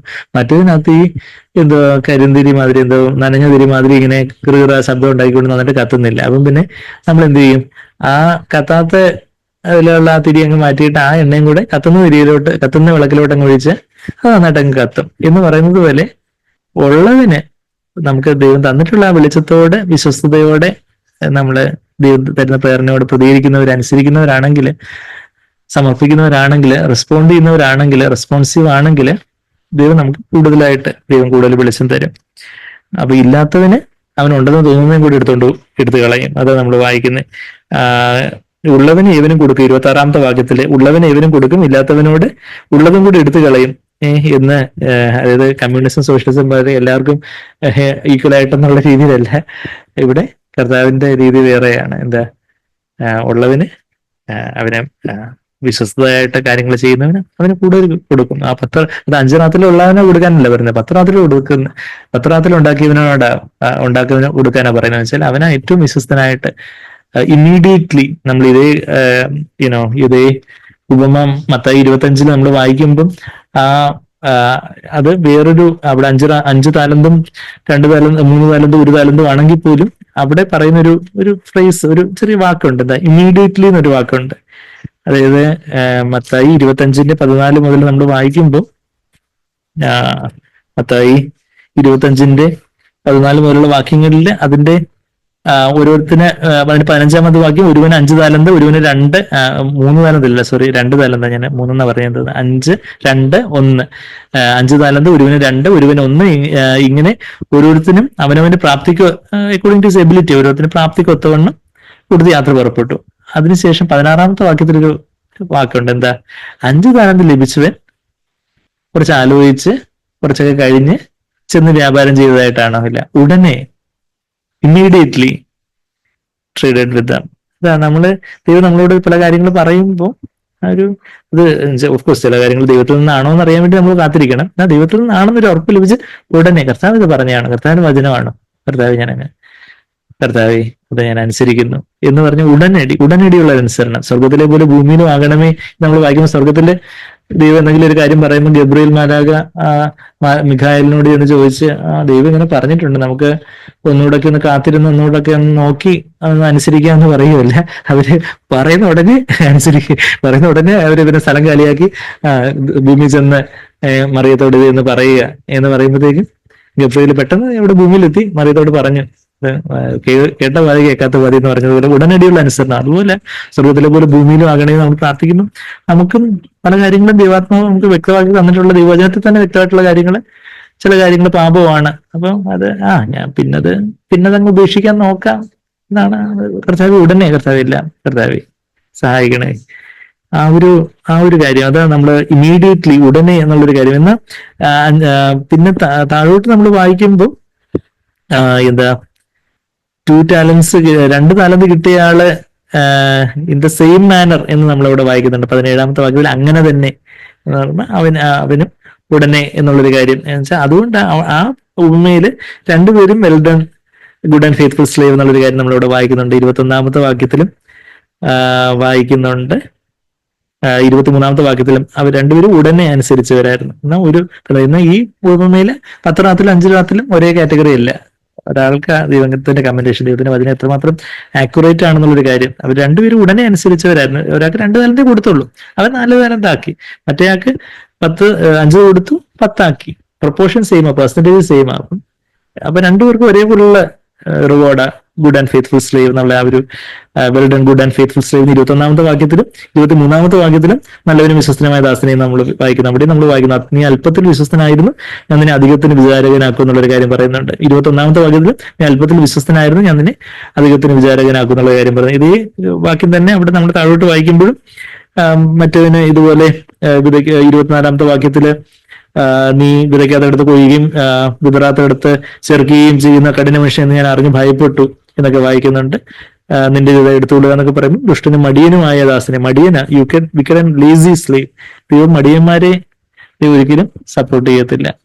നമ്മൾ ഹാർഡ് വർക്കിംഗ് ആയിട്ട് ദൈവത്തിന്റെ കാര്യത്തില് ദൈവത്തിന്റെ പ്രവൃത്തി, കർത്താവിന്റെ പ്രവൃത്തി ഉദാസീനതയോടെ ചെയ്യുന്നവൻ ശപിക്കപ്പെട്ടവൻ. നമ്മൾ കഴിഞ്ഞ ചൊവ്വാഴ്ചയും കഴിഞ്ഞ ഞായറാഴ്ചയൊക്കെ നമ്മുടെ ആ വാക്യം യെരമ്യാവ് 48:10 എന്നൊക്കെ നമ്മൾ കണ്ടായിരുന്നു. ആ ഒരു മടിച്ച് അലസതയോടെ ഇരിക്കുന്ന അത് ദൈവത്തിന് പ്രയാസം ഉണ്ടാക്കുന്ന കാര്യം. നമുക്ക് ശരിയാണ്, നമ്മൾ റെസ്റ്റ് എടുക്കേണ്ട സമയത്ത് റെസ്റ്റ് ഒക്കെ എടുക്കുക. എന്നാലും നമുക്ക് കർത്താവ് ഒരു ആത്മാവിലുള്ള ഒരു ഊർജ്ജസ്വലതയോടെ എപ്പോഴും കർത്താവിനായിട്ട് ഉത്സാഹത്തോടെ ഇരിപ്പാനാണ് കർത്താവ് നമ്മളെ കുറിച്ച് ആഗ്രഹിക്കുന്നത്. അത് കഴിഞ്ഞിട്ട് കർത്താവ് അവിടെ ഉള്ളതിനെ ഏതിനും കൂടുതൽ കൊടുക്കുന്നൊക്കെ 29ാമത്തെ വാക്യത്തിൽ പറയുന്നുണ്ട്. ഇവിടെ ലൂക്കോസ് 19ാം അധ്യായത്തിലേക്ക് വരുമ്പോഴും അതേ കാര്യം തന്നെ 26ാമത്തെ വാക്യത്തിൽ ഉള്ളതിന് ഏതിനും കൊടുക്കും, ഇല്ലാത്തതിനും ഉള്ളതും കൂടി എടുത്തു കളയുന്നു ഞാൻ പറയുന്നു. എന്നാൽ ഞാൻ തങ്ങൾക്ക് രാജാവായിരിക്കുന്ന സമ്മതമില്ലാത്ത ശത്രുക്കളായവരെ ഇവിടെ കൊണ്ടുവന്ന് എന്റെ മുമ്പിൽ വെച്ച് കൊന്നു കളയുന്നു എന്ന് ദൈവത്തിന്റെ ഒരു ശിക്ഷാവിധിയുടെ കാര്യമൊക്കെ നമ്മളിവിടെ വായിക്കുന്നുണ്ട്. ഈവൻ അതിന്റെ നമ്മൾ മത്തായി 25-ലാണെങ്കിൽ അതിന്റെ 30ാമത്തെ വാക്യത്തിൽ കൊള്ളരുതാത്ത ദാസനെ ഏറ്റവും പുറത്തുള്ള ഇരുട്ടിലേക്ക് തള്ളിക്കളയിൽ അവിടെ കരച്ചിലും പല്ലുകടിയും ഉണ്ടാകും എന്നുള്ളൊരു കാര്യം. ഒരു വിശ്വാസിയായിരുന്നു, അവനൊരു താലന്തും കിട്ടിയതാ, പക്ഷെ അവന് അത് വിശ്വസ്തത കാണിച്ചില്ല. അവന് അവസാനം വരെ വിശ്വാസത്തിൽ നിലനിന്നില്ല എന്നുള്ള കാര്യം നമ്മളിവിടെ കാണുന്നത്. വിശ്വാസത്തിൽ അവസാനം നിലനിൽക്കുന്നവൻ രക്ഷിക്കപ്പെടും. മത്തായി 24:12-13 നമ്മൾ വായിക്കുന്നുണ്ടെന്നാൽ അവൻ അതിൽ നിലനിന്നില്ല, രക്ഷ നഷ്ടപ്പെടുമെന്നൊക്കെ ചോദിച്ചാൽ അങ്ങനെയുള്ള കാര്യങ്ങളൊക്കെ നമ്മളിവിടെ കാണുന്നത്.